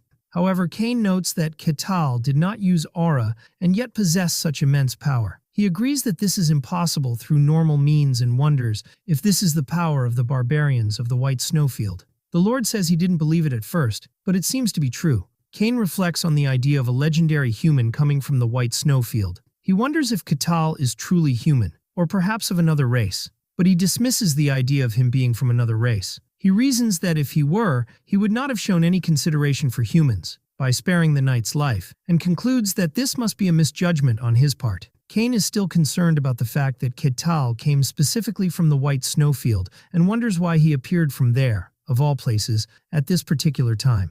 When the Lord asks him if something is wrong, Cain dismisses it as a matter for another time, grumbling about the strange requests the Emperor always makes. He reassures the Lord that it's nothing to worry about for now. Cain asks if the barbarian is still in the territory, and the Lord confirms he is. Cain decides he must confirm things for himself. Later, the guard captain asks Katal about his future plans. The captain gives Katal his reward for the duel and informs him that the Lord will no longer interfere with his activities within the territory. Katal thinks that although his plans are not set, it would be good to have an officially recognized identity to avoid future trouble. The captain explains that there are ways to achieve this, either get a high-level sponsor or become a mercenary. He elaborates that if he builds a record of achievements as a mercenary and gets recognition from the guild, his identity can be officially recognized. The guard captain thinks that getting a sponsor is the more suitable path for someone with this barbarian strength, as low-rank mercenaries are treated as mere errand boys. But Katal is charmed by the idea of being a mercenary, who takes requests and kills monsters, considering it the essence of fantasy romance. He asks where he should go to become a mercenary, and the captain tells him there is a guild hall. He He eagerly asks the captain to guide him, and the bewildered captain agrees. The narrative explains that although some see mercenaries as romantic figures, they actually represent the lowest rung of society for those without official status. Even the strong ones often die in undiscovered dungeons or become scapegoats for dirty work. Upon arriving at the mercenary guild, he finds the place in chaos due to a violent brawl, with two mercenaries cursing at each other, while onlookers bet on the fight. Nearby, a woman asks the receptionist, Rosa, about the new recruits. Rosa sighs, saying they are all weirdos and hopeless. She mentally lists the new recruits: a madman claiming to be a holy knight, a thief, and a nun no one trusts because of the god she worships. Rosa laments that no respectable people have shown up, and wishes for a handsome prince on a white horse to save her from her job. At that moment, Katal enters the guild, surprising her. Katal surveys the place and recognizes it as the guild hall. The fight immediately stops, and everyone stares at the barbarian in shock. Katal approaches the reception desk and announces his desire to become a mercenary. A flustered Rosa asks him his purpose for doing so. Katal explains that he has various reasons, but he heard he could get official status by working as a mercenary. Rosa confirms this, but warns him that he will need a solid track record of achievements. Katal agrees, so Rosa registers him for 5 silver coins, asking for his name and age. He gives his name as Katal but doesn't know his age, so she jots down an approximate one. After completing the registration, she gives him his mercenary tag, warning him not to lose it as it symbolizes his status. Katal accepts the tag. He immediately asks about available quests, expressing his desire to start right away. Rosa shows him the list of quests available to him. Katal is surprised to find that the list only contains F-rank quests, such as gathering herbs, cleaning basements, sewers and streets, and night watch patrols. Rosa nervously explains that as he is currently an F-rank mercenary, these are the only tasks available to him, and she is worried he might get angry because of his pride as a barbarian. As she begins to explain that he will be able to take on harder tasks after building a work record, Katal interrupts her, saying he will take one of the quests. He points to the herb gathering quest. Rosa is surprised and asks if he is sure, and Katal replies that as long as it's a job that needs to be done, there's no problem. Katal asks where to find the herbs required for his quest. The receptionist, Rosa, explains that he will need to go out of the village and shows him a picture of the required plant. Katal confirms his understanding and says he will be back soon, to which Rosa hesitantly replies. Rosa is left bewildered by his calmness and acceptance. In the forest, Katal contemplates the image of the herb and wonders if it is used for treating wounds, noting its strange appearance. He decides to begin his first mission as a mercenary. About an hour later, Katal returns to the mercenary guild. He presents a huge pile of herbs and asks if this quantity is enough. Rosa is shocked by the large amount. When she examines the herbs, she is surprised by their excellent condition, noting that most mercenaries pick them carelessly. Katal proudly declares that despite his appearance, he is quite confident in his delicate touch. Rosa thanks him for his hard work and gives him his reward, a single silver coin. Katal realizes that this amount is barely enough to buy the cheapest meal. However, he feels deeply moved, as this is the first money he has honestly earned through labor. He tells the astonished Rosa that he is very satisfied and asks if he can take another mission immediately. Rosa is confused, believing it's impossible for him to be happy with such a meager reward. Katal explains that he wants to work as much as possible, as long as the day is not yet over. Rosa wonders why he seems so happy. She comes to the conclusion that this new mercenary is also a weirdo. Time passes and Katal chooses the warehouse cleaning mission for the day. Rosa notes that this is his 3rd cleaning mission after gathering herbs, and wonders in confusion if barbarians like to clean. Hesitantly, Rosa approves his request. Katal arrives at the warehouse and announces that he has come to clean. The warehouse owner panics upon seeing a barbarian. The task of cleaning the warehouse and moving the goods was easy for him. His next task was street sweeping. Although controlling his strength was difficult at first, he completed the task without major issues. Someone was watching him from afar through a scope. The observer wonders why Katal is acting this way, as he is aware that Katal is at least supernaturally strong, a man whose power could affect an entire kingdom. The observer continues to think in confusion. This barbarian, who is supposed to solve everything with force, is doing menial jobs. What's stranger is that he's not doing them half-heartedly, but taking them seriously. While the observer is completely bewildered, Katal feels satisfaction and accomplishment from his simple work. Later, Katal receives his pay. Rosa tells him this is his reward for completing 15 missions, which is 15 silver coins. Katal thanks her and tells her he will be back the next day to start his 2nd day in civilization. Katal walks through the city, enjoying the sights of daily life. He spots a building that turns out to be a library. When he enters, the librarian panics. He asks her if she minds him reading some books, which only increases her terror. Katal begins to read quietly. The swordmaster watches him in confusion, wondering if the barbarians of the snowfield are more civilized than others. Katal discovers from a history book that the Empire has won the war. He connects this information to Melina's visit a few years ago, who was on her way to sell weapons to the kingdom that lost the war. He reads that the Empire is now a dominant power, and that the kingdom of Barkan, where he is essentially a vassal state. The book goes on to explain that the Empire has swallowed half of the human world and continues its aggressive expansion. Katal thinks about the idea of world domination. He decides that's enough of human affairs and turns to what he really wanted to study: non-human races. He picks up a book that collects information on non-humans, realizing that the fantasies written in it are existing realities in this world. Katal continues his reading, learning about Manhwa, the tunnels of the dwarves, and the richest caves in the world. He reads about the fairy village Pizarabia and the sky city of the Celestials, Lagmeria. Then he reads about Elfo Sagrado, the sacred sanctuary of all elves whose location no one knows. Katal thinks that thanks to the information he got from the elf queen, he now has what it takes to enter this sanctuary. He is surprised to read that there are other places similar to the White Snowfield. The book describes demonic realms, places that do not allow human presence and are filled with twisted and deformed beings, and mentions that there are 5 particularly vast realms. These 5 realms are the Silent Forest, the Abyss, the Deep Sea, the Bottomless Pit, and the White Snowfield. The book states that terrifying beings called the Others inhabit these realms but cannot cross over into the human world. Katal marvels at the vastness of this world, as the snowfield alone was immense. He decides that this is all he can learn here and prepares to leave. He thanks the terrified librarian, who stammers a reply. Later, Katal returns to the mercenary guild and asks Rosa about today's missions. Rosa hands him the quest list. Meanwhile, Swordmaster Kane, who has been observing Katal for the second day, concludes that he is truly strange and decides he must meet him personally. Later that evening, Katal walks happily, having completed another 12 missions. He thinks that the small tasks are accumulating, and at this rate, the day he is recognized as a true mercenary will come soon. Suddenly, he feels someone following him and stops. He turns to face a hooded figure, Kane. Kane is shocked that Katal noticed him. Katal asks the person who has been following him all day about their purpose. Kane thinks to himself how Katal could have possibly noticed him. He is stunned because he had concealed his presence with aura, something that even those with the sharpest senses are not supposed to notice.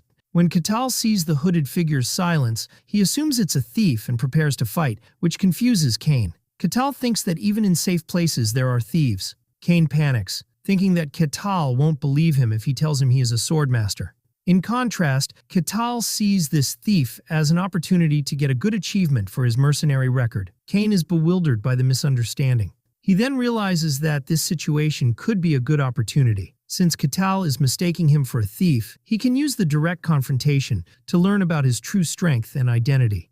The confrontation between Katal and Kane begins. Suddenly, Katal disappears from before Kane's eyes. Katal instantly appears behind Kane, who is shocked. Kane realizes that if he had stayed put, Katal would have grabbed him by the neck. Kane uses a burst of energy to quickly move away, and Katal comments on his speed. Kane is shocked, realizing he was almost caught, and even more surprisingly, he felt no flow of aura from Katal. Katal finds it interesting that Kane was able to move so quickly with a purely human body. Kane decides this is no longer a test, and that he will use his full power. Kane attacks, but Katal easily dodges him. Kane is shocked again because he couldn't react even after expanding his senses. Katal grabs Kane's arm, who feels an immense force as if his whole body is being pulled by force. In pain and unable to match him in strength, Kane decides to release his full power. Green light mana envelops Kane's body, surprising Katal. The force compels him to retreat, while Kane looks at the energy in his hand. Katal still believes Kane is a thief, and comments that thieves these days have various techniques. Kane tells him to stop this nonsense. Kane thinks to himself how Katal is mistaking manifested mana, a level only the best can reach, for a thief's technique. He concludes that Katal genuinely believes this. Kane explains to himself that manifested mana can tear through solid steel, and a human body should be torn apart on contact, but Katal didn't get a single scratch. Kane marvels at Katal's ability to withstand it with his bare body, while Katal comments that Kane is using something interesting. Kane decides to end it and draws his sword, but Katal stops him with his finger before he can draw it. Kane tries to pull the sword with all his might against Katal's finger, but he is unable and is shocked and desperate, realizing that this is the end of the line for him. Katal looks at the defeated Kane, thinking that this is what thieves are like in this fantasy world. The guard captain arrives at the scene completely confused, wondering what is happening and why Swordmaster Kane is here. When he sees the scene, he assumes the barbarian has attacked the Swordmaster. Katal tells him that he has caught this thief. Then, holding the defeated Kane, he asks if turning him over to the guards will count as work experience as a mercenary. The guard captain watches the scene in shock, disbelieving that Swordmaster Kane, someone who has reached the rank of the Transcendent, has been captured in such a humiliating way by the barbarian. The captain tries to explain that Kane is not a thief, while Katal assumes they are acquaintances. The guard pays his respects to Swordmaster Kane, the only swordmaster in the kingdom of Gehenthra. Katal asks in confusion if this thief holds such a great title. He insists that Kane is a thief who attacked him for his silver coins. The captain asserts that this person is the swordmaster and that he couldn't mistake his face, to which Katal replies by asking if he is a magician using a disguise spell. The captain replies that a high-level magician who could do such a thing would be respected just as much as a swordmaster, prompting Katal to wonder if swordmaster is just another name for thieves. The captain once again affirms that Kane is truly the swordmaster. The captain decides he must report this matter to the Lord. The Lord is shocked, wondering if Master Kane has lost. Later, Katal feels regretful, thinking he should have listened to the whole story. Kane also admits fault, saying the blame is on him for not saying anything, and the two sit in an atmosphere of mutual regret. The Lord thinks to himself, disbelieving that Kane was defeated by the barbarian. He concludes that this barbarian is stronger than the swordmaster. He analyzes the situation, noting that although there are different levels among the Transcendent, and Kane might be at the lowest rank among them, the defeat of a swordmaster by a barbarian is unbelievable. This means Katal is an uncontrollable force. The Lord finds the situation exhausting and decides to step aside and let the two talk to clear up the misunderstanding between them. He leaves them to talk quietly. Kane reflects on his complete defeat, feeling humiliated and exhausted. He formally introduces himself as Kane, the Swordmaster. When Kettle asks if Swordmaster is his family name, Kane explains that once one reaches this rank, human titles lose their meaning. Katal understands and asks if the technique he used was a swordmaster's technique. Kane displays his aura, and Katal is impressed, declaring that now that he knows it's a swordmaster's technique, he finds it wonderful. Kane explains that this is the manifestation of mysticism, also known as aura. Katal realizes the green energy he saw earlier was aura. He eagerly asks how to use it. Kane explains that mysticism must be controlled and manifested. Katal asks if mysticism is like mana. Kane clarifies that mysticism is the mysterious energy itself. If you use it as mana, you become a magician, while handling it as aura is what makes a swordsman. After understanding that both mages and swordsmen use mysticism, Katal shyly admits that he still lacks knowledge and asks Kane to teach him his technique. He insistently asks Kane to teach him. Kane is surprised by the request, asking why he is asking for guidance when he is the stronger one. Katal replies that if Kane had used his sword in their fight, the outcome might have been different. Katal expresses his excitement to learn, while Kane worries for his pride, anticipating it might be shattered further. Katal thinks that what he learned of basic swordsmanship in his past life does not compare to this art. This is the true fantasy swordsmanship that uses mysterious aura. Kane begins to explain, stating that the hallmark of his school of swordsmanship is the embodiment of illusion and reality, and asks Katal what he saw when he fought his student. Katal realizes the knight he defeated was Kane's student and describes how his sword strikes split into 3 real attacks. Katal understands that this is what is meant by embodiment. Kane explains that his style focuses more on technique than raw power. He adds that swordsmanship is the art of fusing the sword with aura to use mysticism, and one who reaches the end of this path is called a sword master. Katal is fascinated by the aura, while Kane still can't believe he is teaching a barbarian. Kane decides to show him directly instead of explaining. Kane demonstrates his technique, delivering a powerful sword strike. Katal observes that the single sword strike has split into 5 strikes. Kane explains that while many techniques use aura to create illusions, his style alone makes those illusions real. When he asks for his opinion on the skill, Katal confidently replies that he thinks he can do it too. Kane is shocked and calls his words nonsense. Kane thinks that he dedicated his entire life to reaching this level, and that it's impossible for Katal to imitate it just by seeing it once. Katal says it's faster to simply show him and grabs an axe. He takes a stance and attacks, moving the axe with immense speed. At first, Kane thinks it's just fast movements based on brute force. But the attack leaves 5 real marks on the wall, mimicking the effect of Kane's technique. Smoke rises from Katal's axe, and he then asks Kane for his opinion. Kane admits to himself that the effect was similar to his technique, although it was produced only by immense speed and power. Kane argues that what Katal did was just a fast swing without technique, and that true swordsmanship is for actual combat. Katal retorts by asking if the similar result isn't enough. Kane is frustrated because he knows Katal is not wrong. In a fit of frustration, he grabs his sword and challenges Katal again. Kane unleashes his ultimate attack, making Katal wonder if his body is split. Kane explains that this is the body separation technique, achieved by controlling aura to its utmost limits. He challenges Katal to imitate this technique. Katal responds with his own attack, using his axe in a whirlwind of pure physical force, which completely overwhelms Kane's technique. After Katal's attack destroys the arena, he asks Kane for his opinion. Kane collapses to his knees in complete despair. He is devastated, crying that his swordsmanship and everything he has built his entire life has become meaningless, and he finds this situation unbelievable. Katal notes that Kane is more mentally fragile than he thought. Katal approaches the defeated Kane and praises his swordsmanship, downplaying his own ability by saying he was just swinging his axe very fast and that it's not real swordsmanship. Kane realizes Katal is right, admitting that Katal's technique was real and not just a deceptive image, and that he himself could never reach that level of mysticism. Kane begins to compose himself, convincing himself that his swordsmanship is still very valuable because he is the only one who can embody illusion and reality. He enthusiastically declares that his swordsmanship is flawless, and that the barbarian is simply insane. He shouts that for someone to move fast enough to create a real illusion without aura is beyond human limits. Seeing this emotional outburst, Katal asks if Kane can teach him the true meaning of technique. Kane apologizes for his outburst, and Katal replies that he understands.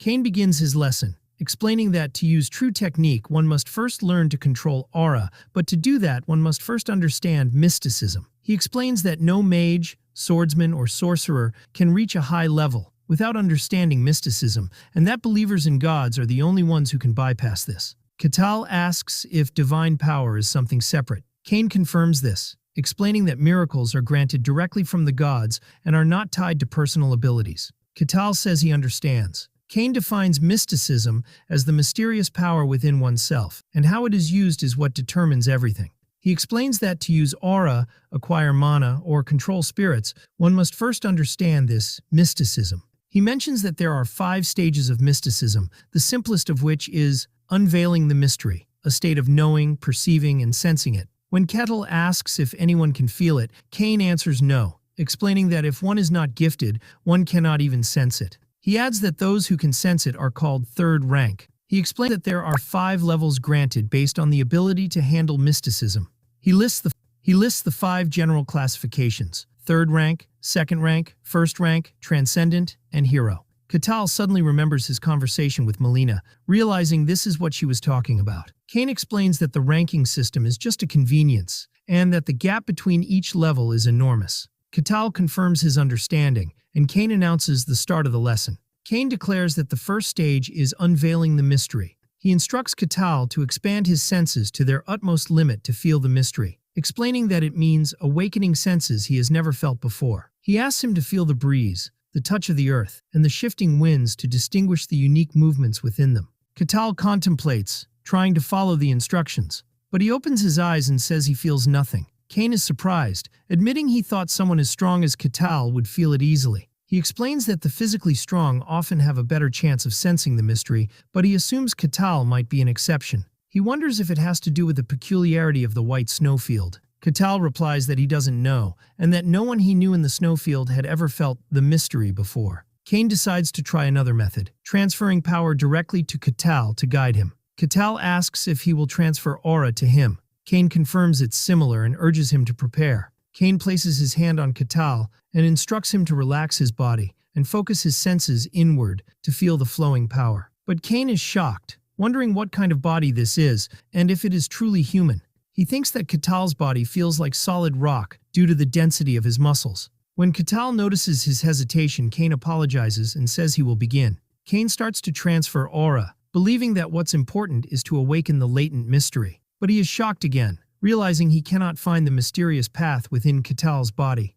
He corrects himself, saying he cannot reach it. He describes the experience as diving into a bottomless sea, where his aura touches nothing, or like pressing through a space of overwhelming density. Kane declares that it's no use. Katal asks worriedly if this means he lacks talent. Kane clarifies that's not it. In the end, one must find the path themselves. Katal says he knows that, but Kane drops the bombshell that he couldn't find that path inside Katal's body. Katal asks in shock if this means he can't sense the mystery at all, but Kane denies it, explaining he couldn't even confirm whether the path existed or not. He explains that Katal's body is strange, and that it is so deep and heavy that the aura couldn't properly reach its interior. Kane thinks that this is the first time he has seen something like this, where Katal's pure physical strength prevents aura. Katal is frustrated, wondering if even a swordmaster can't help him. Kane admits it's hard to say for sure because he couldn't confirm anything.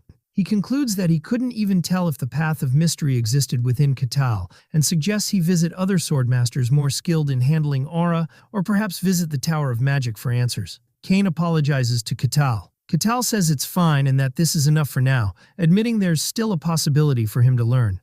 He thanks him, saying he learned a lot from this encounter. Kane thinks that every barbarian he has met so far has been wild, plundering non-stop and desiring only drink and violence, but this barbarian is different. Kane asks Katal if he has ever considered settling down in this kingdom.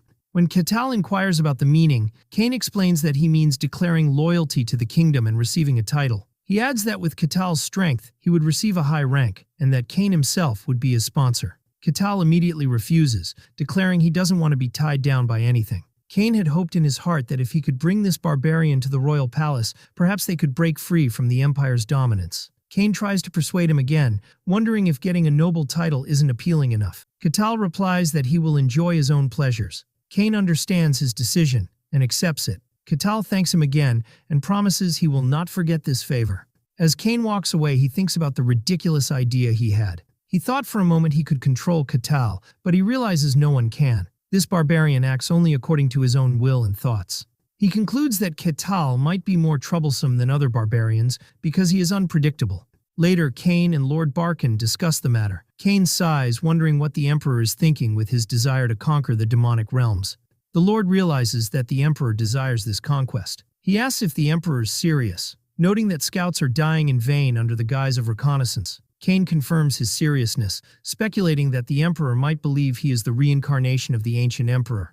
The Lord says this is a matter for the future, as they have not yet conquered all human lands. The Lord concludes that the invasion will happen one day. Kane confirms this, adding that a summons could come at any time because their region is also imperial land. Kane laments that the world is strange enough, and now the Emperor is half mad too.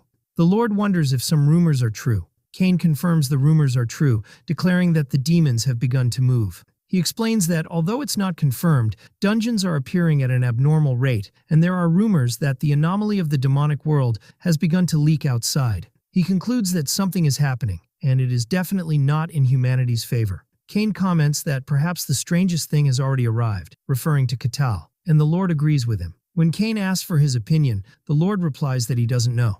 Lord Barkin concludes his final assessment of Katal, explaining to Swordmaster Kane that at least he is not hostile towards them, but beyond that, he cannot say anything for certain.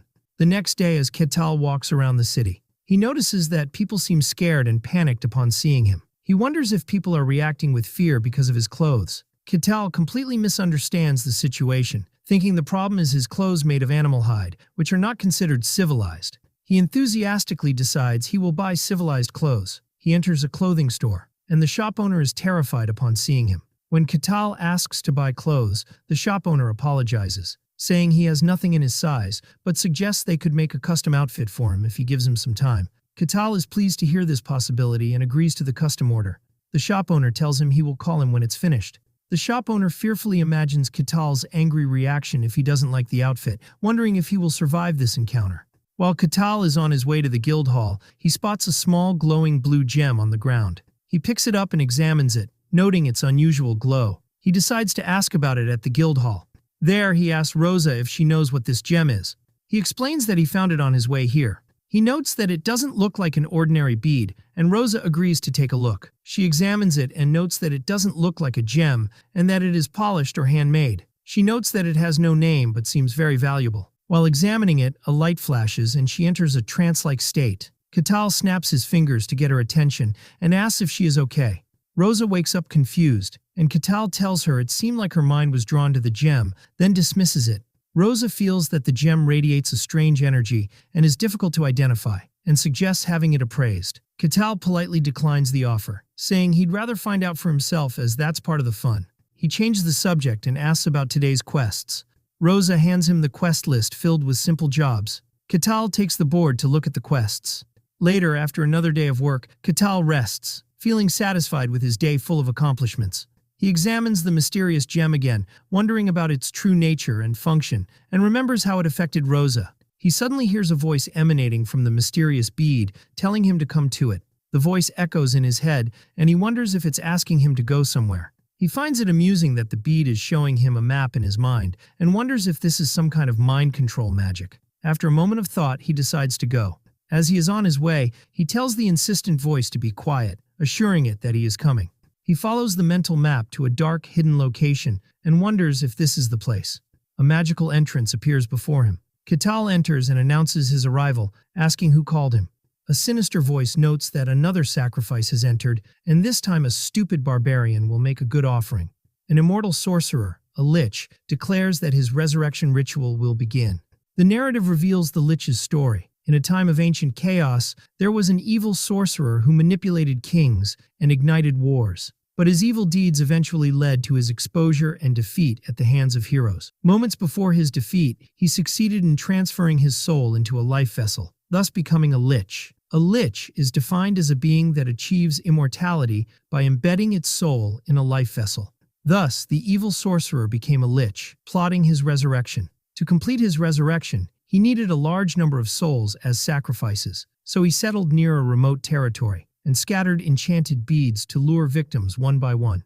The lich thinks that his plan was proceeding successfully, but he is puzzled by the presence of a barbarian here, as he chose a remote land to avoid attracting attention. He finds his presence unusual. The lich concludes that Katal's large size will make him an excellent sacrifice. The lich explains his trap. He enchanted the beads to only attract those who are ignorant of mysticism. Therefore, he assumes Katal is just an ordinary barbarian ignorant of mysticism, and that his lack of being affected by the magic is just an illusion. The lich addresses Katal, asking him to become the cornerstone of his glorious resurrection.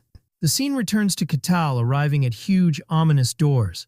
When he enters, he finds the lich sitting on a throne. Katal is overjoyed, realizing he is seeing a real lich, one of the classic villains of fantasy worlds.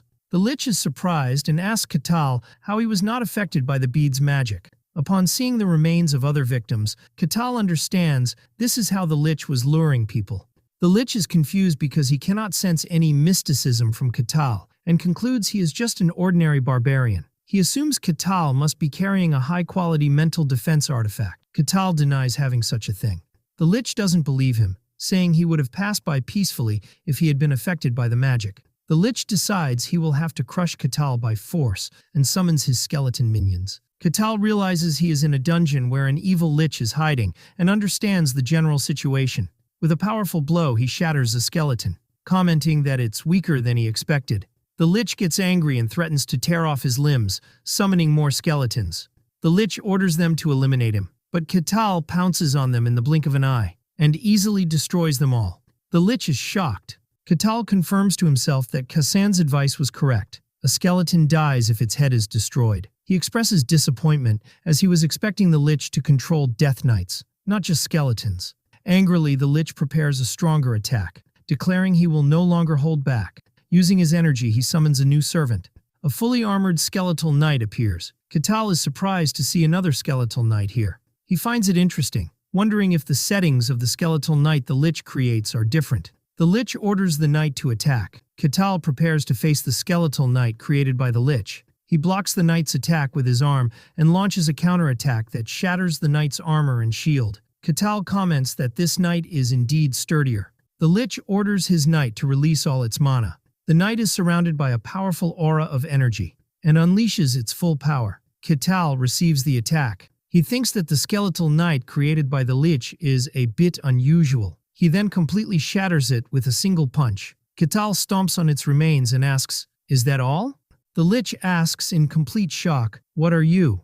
When Katal takes a step back, the Lich interprets it as fear and tells him to be afraid. He threatens that he will pay the price for invading his sanctuary. Katal replies in confusion, explaining that he only came because the gem summoned him, and asks the Lich if he wasn't the one who scattered those gems in the first place, leaving the Lich shocked and silent. The Lich realizes the bitter truth, that everyone who came here, including the barbarian, was lured by the gems he had scattered. The Lich, whose full name is revealed to be Kartos Pranioris Casus, yells at Katal to be silent, boasting of his past as a great sorcerer who destroyed 5 kingdoms and faced heroes. Katal mentally compares the Lich's long name to the elf queens, wondering if long names are in vogue in this world. The Lich ignores this and orders him to become the cornerstone of his resurrection. The Lich casts a powerful spell. Katal recognizes it as a spell to manipulate human emotions. It is explained that this spell is a unique magic developed by Kartos, which works by extracting negative emotions and trapping the target within them, leading to the shattering of their mind. The Lich is confident, believing that a barbarian who can't even use mysticism will be completely helpless against true magic. He is puzzled about what to do with Katal, noting that he seems different and isn't wearing any powerful artifacts. He decides to capture him for study and orders his skeletons to drag him away. As the skeletons approach the seemingly helpless Katal, he easily shatters them. The Lich is shocked. He cannot understand how his mind control spell, which should have worked perfectly, failed. Katal sarcastically asks if the Lich was done just standing and watching, and then tried to use the same skeleton tactic again. He describes his methods as boring, which enrages the Lich. The Lich thinks that it is impossible for humans, even transcendent ones, to resist emotion magic. Katal mocks him, asking if he can't use simpler spells like Fireball, which the Lich takes as an insult. The Lich begins to chant a new, more powerful spell. He unleashes a massive dark magic attack meant to swallow the world and plunge it into chaos. Katal's eyes sparkle with excitement as he watches this spectacular magical display. The Lich orders Katal to be devoured, and the attack completely engulfs Katal. The Lich laughs, declaring his victory, but he suddenly starts to cough. He collapses, having exhausted all his magical energy, but confident that this final spell was enough. Katal emerges from the dust, commenting that the attack was impressive. The Lich is completely shocked. Katal stands before him completely unharmed and asks, "But is that all?" The Lich cannot believe that even this attack didn't work. He thinks that he used his most powerful mind control spell, which should have shattered the mind of a legendary hero. He asks in despair, "Then what are you?" Component placement, to which Katal replies that, although the attack was flashy, he didn't feel much from it. Katal tells the Lich that if this is all he has, it's his turn now. The Lich is shocked, realizing that Katal came here knowing his identity. The Lich laughs insanely, assuming Katal is an agent of the Empire, and praises their intelligence network for tracking him down so quickly. He vows that he will rise again and will rule the world once more. The Lich thinks that Katal must be a product of the human farm he heard about in the Empire, a place for breeding specialized talents. He concludes that he is an assassin specially trained to kill him. Despite this, he screams defiantly that he will kill Katal and overthrow the Empire. Katal is completely bewildered, wondering if the Lich is insane. In a final desperate attempt, the Lich casts a spell and screams, demanding Katal's body. He tries to possess Katal's body by entering his mind. The narrative explains that this action will leave him trapped in this body for the rest of his life, unless he becomes a Lich again. The Lich declares that Katal's body is now his. But inside Katal's mental world, the Lich is shocked and confused. He wonders if this is the barbarian's inner world, as he has never seen anything like it before, and realizes that just being in this place is enough to corrupt and shatter the mind. The Lich screams that this is not the work of the Empire. His mind begins to collapse. Outside, Katal stands in complete confusion. He thinks that the Lich was muttering some words and then suddenly collapsed. He is disappointed. While the Lich's dark aura was impressive, that was all there was to it, and he was looking forward to seeing his magic. He concludes that Liches in this world are not that strong.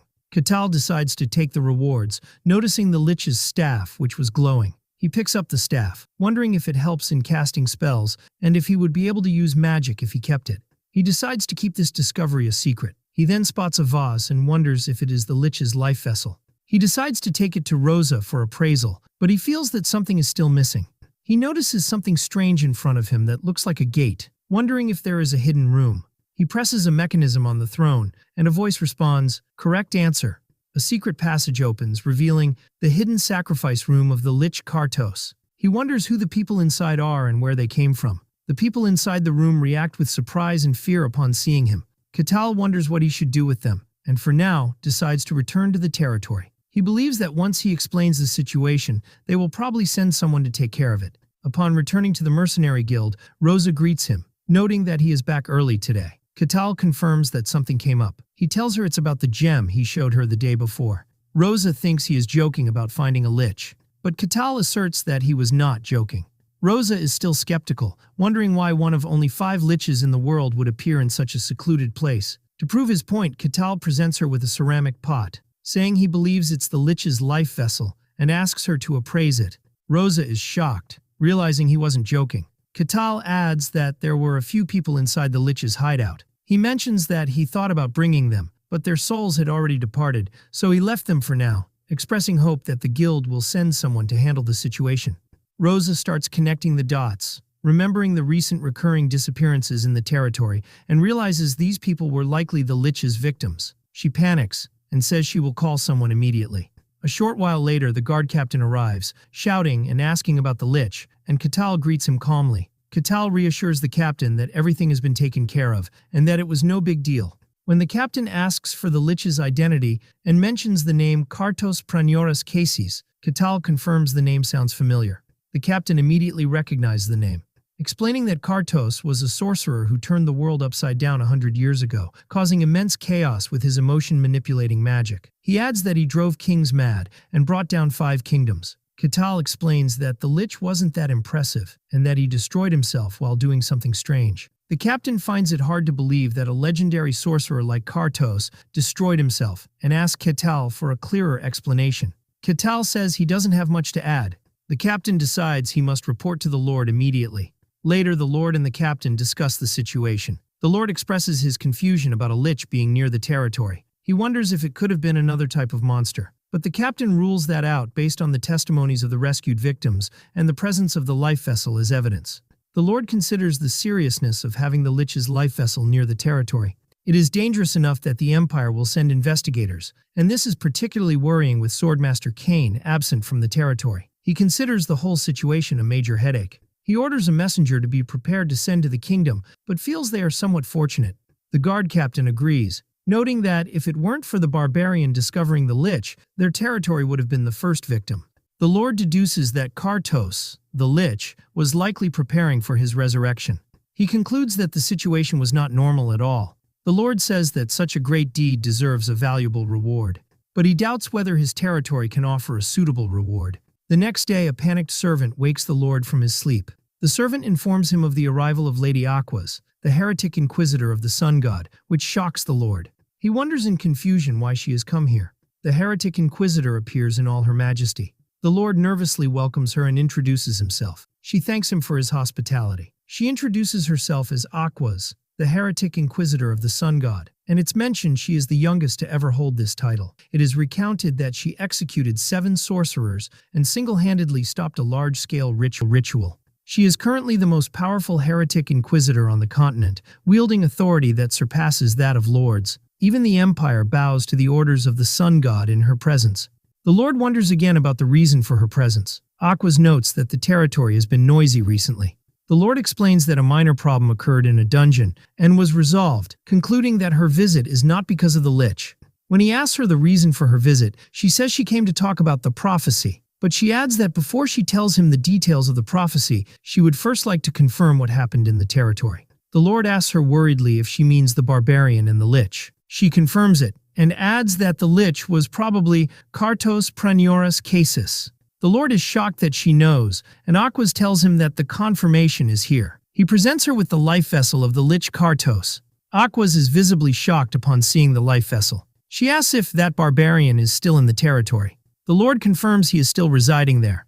Aquas wonders if it's possible that the barbarian defeated Kartos. The Lord replies that it is possible. He then drops the final shocking piece of information, that Lord Kane himself was defeated by him, leaving Aquas in a state of complete shock. Aquas deduces that a new powerful figure has appeared and asks about this barbarian's tribe. Lord Barkin tells her that he claims to be from the White Snowfield, and Aquas is shocked, wondering how something from a demon realm could appear in the outside world. She thinks that this barbarian might be the reason she came here. She requests to meet the barbarian personally. Meanwhile, Katal contemplates the Lich's staff, which he believes is a tool to support magic, and decides he will ask mages about it later. Then he realizes it's time for something. The guard captain arrives and informs him that the heretic inquisitor of the sun god has requested to meet him at the church. The captain asks him to show proper respect, and Katal reassures him. Katal meets the captain in front of the church, who seems nervous. Then Katal announces that they will set off. Katal reflects on the existence of gods in this world, and how they sometimes bestow their power directly or descend themselves. He thinks that the church is a gathering place for those who serve the gods. Katal is impressed by the beauty of the sun god's church. The captain tells him that someone will guide him inside and thanks him. Katal enters the majestic church and is greeted by 3 priestesses dressed in white. One of them tells him that Lady Aquas has been waiting for him and will escort him to the room. Katal meets Aquas, the heretic inquisitor of the sun god. He introduces himself as Katal the Barbarian and expresses his pleasure at meeting her. Aquas notices his smile and wonders about its meaning, while Katal thinks that she must be very skilled. Katal asks for the reason he was summoned.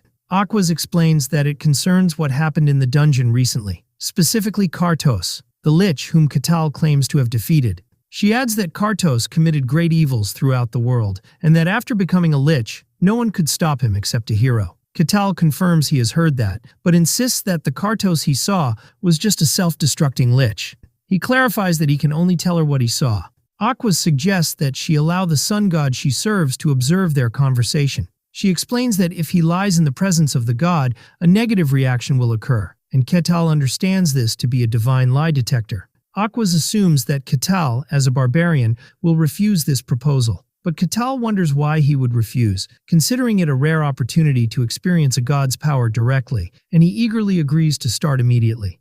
Aquas is astonished, wondering why he seems so excited. Aquas asks if this proposal bothers Katal. Katal inquires about her meaning, and she clarifies that she means the fact that the god will be watching him. Katal wonders why this would be bothersome, declaring that he has nothing to hide because he hasn't told a single lie. Aquas agrees to proceed and begins to pray. She calls upon her god, who watches from above and observes the sun in all its glory, to reveal any lingering falsehoods. A brilliant light floods the area, and Katal feels an immense presence that transcends human description. He realizes that this presence is curious about him. Aquas is relieved that there is no negative reaction, and begins the ritual. She declares that from now on, within this pillar of light, lying is forbidden.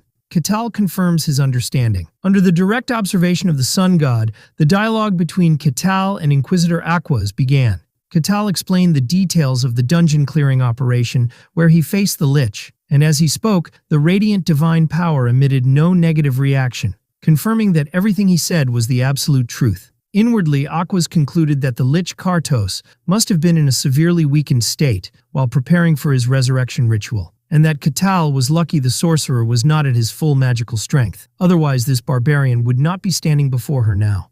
After the process ended, Katal asked her if her doubts had been dispelled, and she confirmed it and apologized for her impertinence. But he replied that it was fine, as he too had enjoyed this unique experience.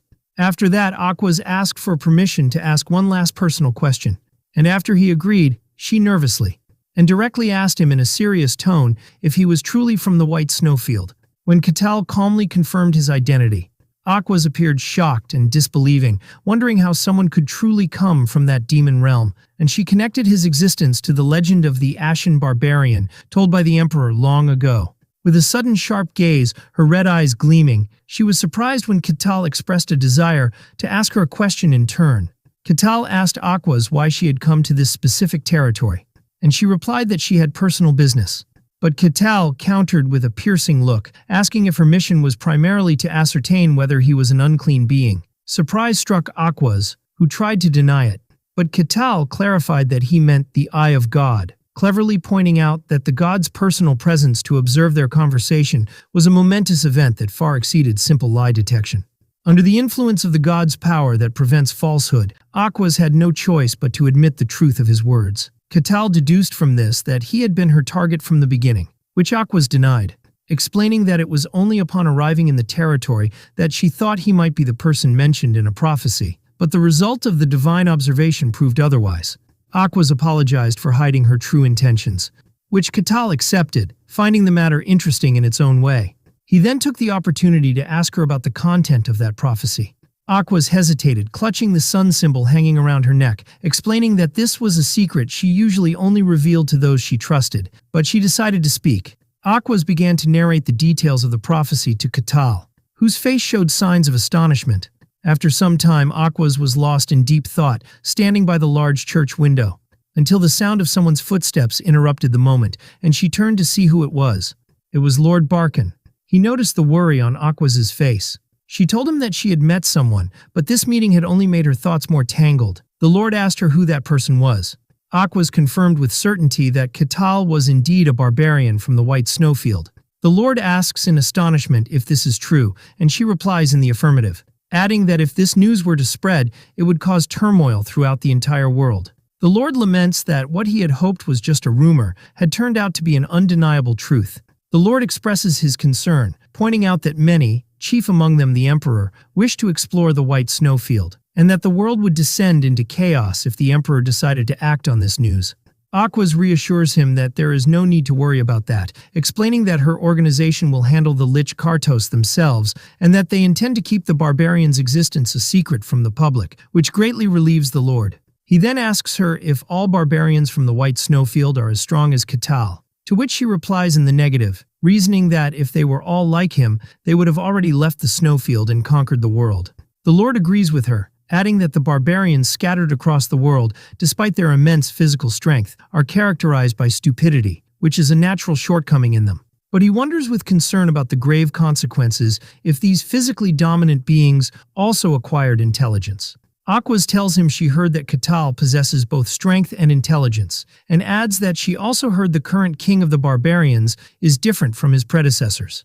Aquas replies that she met him once, and he was indeed different from ordinary barbarians. The Lord comments that a meeting between these two could be interesting, but Aquas strongly rejects the idea. The Lord is surprised by this, and Aquas continues, explaining that the relationship between barbarians and the followers of the gods is not good at all, and that their growing power is not something to be taken lightly. The Lord changes the subject, asking about the content of the prophecy that necessitated a private meeting between her and Katal. She explains that she needed to confirm something, and when the Lord asks what that was, she replies that she wanted to know if Katal was purely human, or if he was just another being pretending to be human. The Lord is shocked and asks her what exactly the prophecy said. Aquas stands before the large window, preparing to reveal its contents. And when she does, the Lord appears completely stunned, muttering words of disbelief. Later, the Lord summons Katal again. Katal tells him that, thanks to him, his affairs are going well in the territory, and then asks why he was summoned. The Lord explains that he has something to tell him as the ruler of the territory. Although Katal shows disinterest, the Lord continues, announcing that he has prepared a reward for Katal in appreciation for saving the territory. The Lord orders the reward to be brought in, and surprise shows on Katal's face when one of the guards places the reward before him. It was a small leather pouch. Lord Barkin explains that this is no ordinary pouch and asks him to inspect it himself. Katal holds the pouch, guessing at its special nature, and the Lord encourages him to check what's inside, revealing to him that it is an artifact of the bag type. He tells him that he can store many items inside it, as much as its size allows, and that the internal space is roughly equivalent to the size of the reception hall they are sitting in.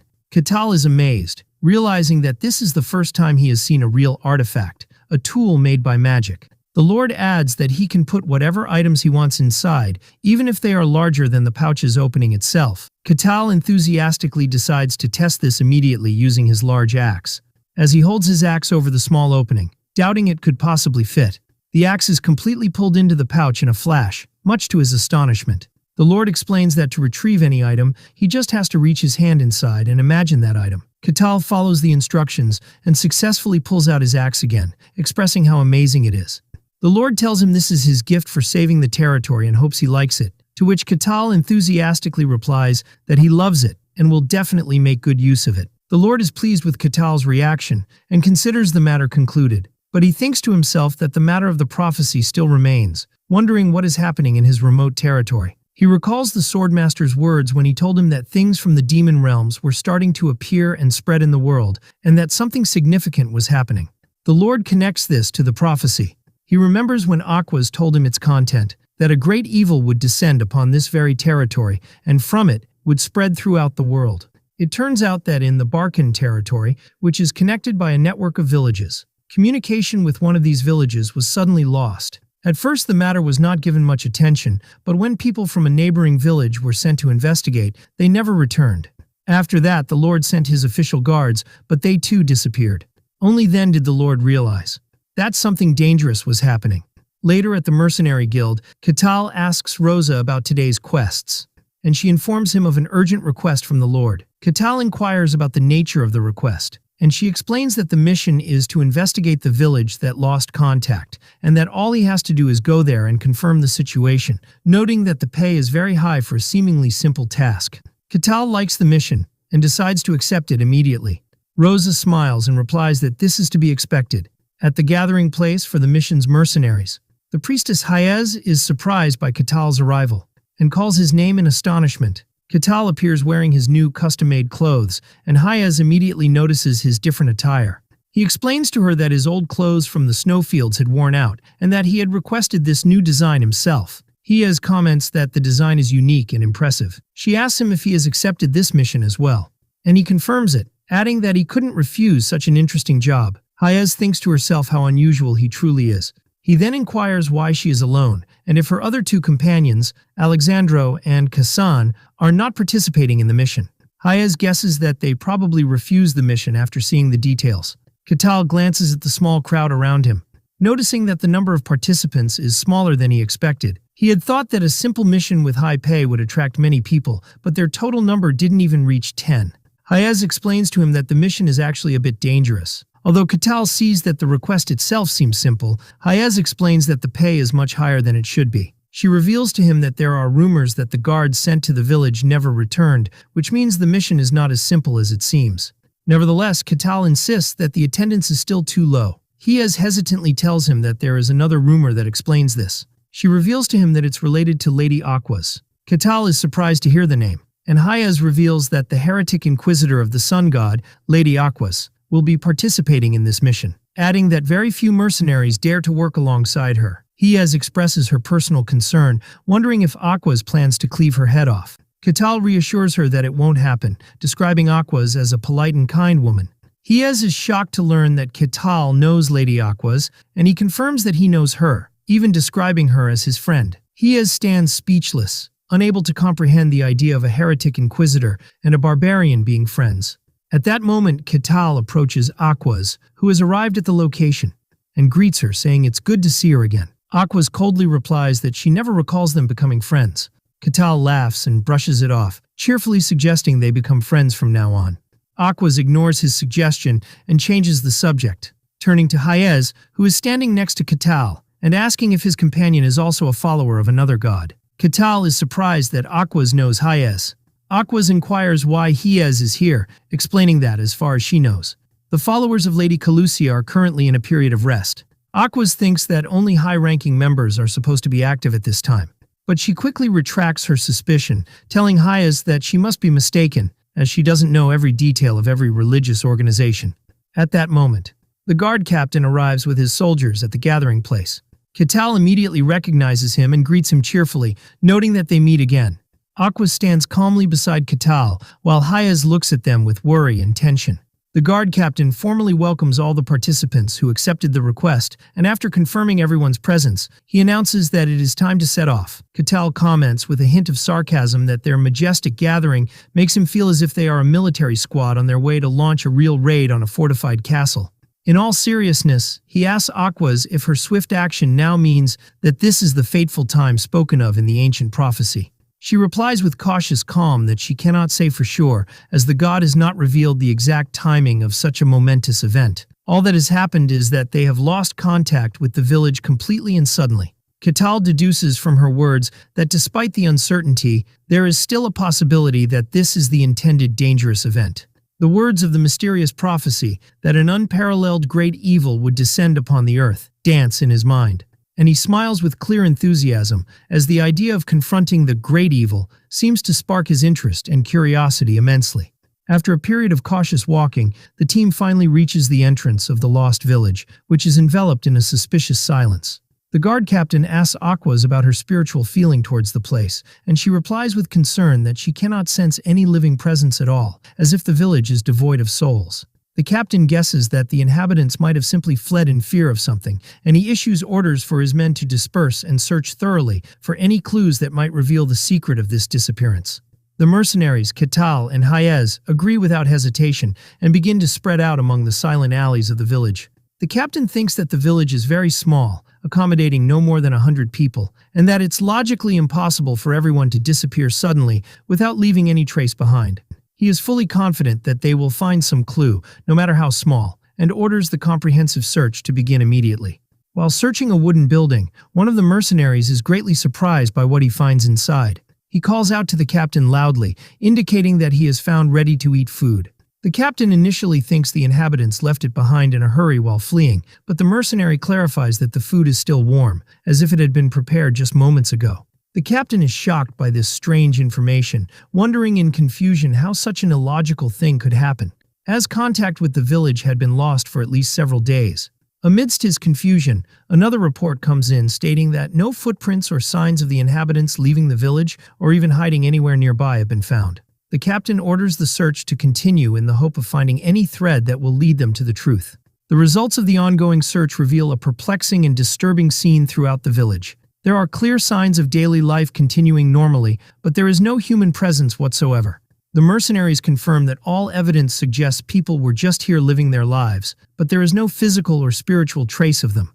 The captain asks Aquas if she has any explanation for this mystery, but she admits her inability and that she also does not know what is going on. He then turns to Katal, who in turn confirms that he has found no significant clues and that he feels no strange presence in the air. The captain expresses his extreme frustration and anger at this mysterious situation that defies all imagination. Katal calmly and confidently suggests that they ask someone who might know the answer they are looking for. The captain is puzzled by his words, so Katal explains that there is another person present with them in this deserted village. Everyone is surprised and looks around nervously, and the captain spots a strange-looking woman who was not among them before, wondering in horror how long she has been standing there among them in silence. The mysterious woman smiles, expressing her surprise that Katal managed to notice her presence, even though she had hidden herself very skillfully. Katal simply replies that it's natural for them to notice a stranger suddenly appearing in a place like this, but the woman tells him that people usually don't realize she's there until she wants them to. The mysterious woman scoffs at the tense group, sarcastically noting that even the powerful inquisitor of the sun god was unable to detect her hidden presence. She looks at Katal and thinks that he doesn't seem to have awakened any of the deep mystical secrets. Katal boldly asks her about her true identity, but she completely ignores his question and considers him merely an unexpected gain in her plans. The guard captain feels the imminent danger emanating from her and shouts at everyone to retreat immediately and get away from her. The captain realizes with shock and horror that Aquas, despite being the most powerful inquisitor among them, also cannot sense this woman's presence at all, as if she were a ghost. In a moment of terror, the captain reaches two possible conclusions, with no third option. Either this woman is not an evil or demonic being at all, or she represents an evil of a very high and powerful level that her presence cannot be detected by conventional means. With a sinister smile that chills the blood in their veins, she announces that she has made her decision about their fate. Describing Katal as an interesting barbarian, she vows in a decisive tone that she will take him with her to hell to be her slave forever. The woman transforms to reveal her terrifying true demonic form and unleashes a massive ball of destructive purple energy. She flies before them in the air, defying gravity. While Katal, Hayez, and Aquas watch the scene in complete shock and helplessness before this overwhelming power they have never witnessed before. The guard captain screams for everyone to run for their lives. But the mercenaries discover they are trapped inside a transparent magical barrier that suddenly appeared, and they desperately try to break it with force. The demoness announces in a voice that echoes throughout the village that the entire place is now under her absolute control and no one can escape her grasp, adding as she licks her lips greedily that they have all become her prey. Everyone realizes they are facing a real and powerful demon, and a terrified Hayez confirms that this entity is a named demon, one of the most dangerous types of demons. She begins to pray fervently to her god for salvation and deliverance from this nightmare. Katal places his hand on her head to reassure her, telling her in a calm voice to calm down, that he is by her side and will not leave her. Katal asks her what it means for a demon to have a name and what distinguishes it from others. Hayez explains with a trembling voice that most entities called demons are just weak fragments of evil and magic and are not truly powerful. But she clarifies that there are true and original demons, beings born in the depths of darkness who choose their own names, and that the weakest named demon possesses enough power to destabilize an entire kingdom and plunge it into chaos. Katal understands that this demon before them is one of those formidable powers not to be underestimated, and Hayez confirms this, recognizing her by her distinctive horns as Ashtir, a legendary demoness who appeared hundreds of years ago and caused immense destruction. Katal asks if they can break the magical barrier by force, but Hayez answers in the negative and with despair, explaining that the place has already become the demon's domain, and the only way out is to defeat it, which is nearly impossible. Katal finds this strangely interesting and is surprised when the barrier begins to crack and crumble as soon as he touches it with his hand. He then suddenly laughs, cleverly hiding the hole he made, and declares that he might enjoy watching the situation for a little longer. Hayez looks at him, completely bewildered by his calm reaction, and he gives her a reassuring gesture with his hand, telling her not to worry. The demoness Ashtir mocks Aquas, asking sarcastically if the trick she prepared for them wasn't fun and exciting to investigate. She reveals that the signs of life they found in the disappeared village, where it seemed as if people were just there, were nothing but an illusion and an elaborate demonic trick, aimed at manipulating humans and luring them into her trap. Aquas looks at her with intense disgust, describing her game as vile and despicable. Aquas thinks that summoning a named demon into the physical world requires a massive sacrifice of souls, and that the inhabitants of an entire village are barely enough as an offering for such a powerful entity. Also, turning an entire territory into a demonic domain without anyone noticing is beyond impossible. Aquas wonders in confusion how this demoness managed to descend into this world and infiltrate it without being detected by the forces of good, to which Ashtir sarcastically replies that she will not, of course, tell her secret. Aquas screams at her in anger, describing her as a vile evil that has come to defile this holy land. Ashtir laughs loudly and insults Aquas by calling her the obedient dog of the gods, and asks sarcastically if her powerful god can save her from this predicament. She then tells her seriously to listen carefully to what she is about to say, explaining that deep cracks have begun to form in the fabric of this world, and that it no longer belongs to humans and gods alone as they believe. It is narrated that a very long time ago, gods and humans engaged in a fierce war with the forces of evil, and the conflict ended in their crushing victory, with the defeated evil being banished from the world to deep dimensions. Ashtir proudly declares that she is the demoness of gravity, and that she has been eagerly awaiting this day in hell, vowing to wash away the shame of past defeat and cover the entire world with evil and darkness. Aquas angrily replies that this world will remain the property of gods and humans only, and orders the disgusting creature to return immediately from whence it came. Aquas begins a sacred ritual, calling upon her god to descend upon her with his power. A massive pillar of brilliant golden light engulfs her, and she begins to transform into a divine warrior form. While Katal thinks to himself, just as he expected, that enemies in these stories never attack during transformation scenes. Aquas finally appears clad in full golden divine armor that radiates power and light. Ashtir finds this transformation interesting and amusing, and summons a huge, elegant crystal scythe, declaring her readiness to fight. Aquas calls the demoness arrogant and overconfident, and charges towards her at super speed to attack. The two clash in a violent and powerful collision, causing a massive explosion of energy that shakes the ground beneath them. And as a result, Ashtir and Aquas are thrown back with force. Ashtir stands confidently, saying that the battle should be fought with dignity and respect, and asks sarcastically if the divine hunting dogs do not know the rules of combat. Aquas glares at her with intense anger and asks if she is done with her nonsense and ready to die. Thanks for watching. I'm going to introduce the new manhwa. Please subscribe to the channel, like the video. And if you want to see a specific manhwa, name in the comments, I will try to make it. It will take long time, but I try to make it, and see you tomorrow.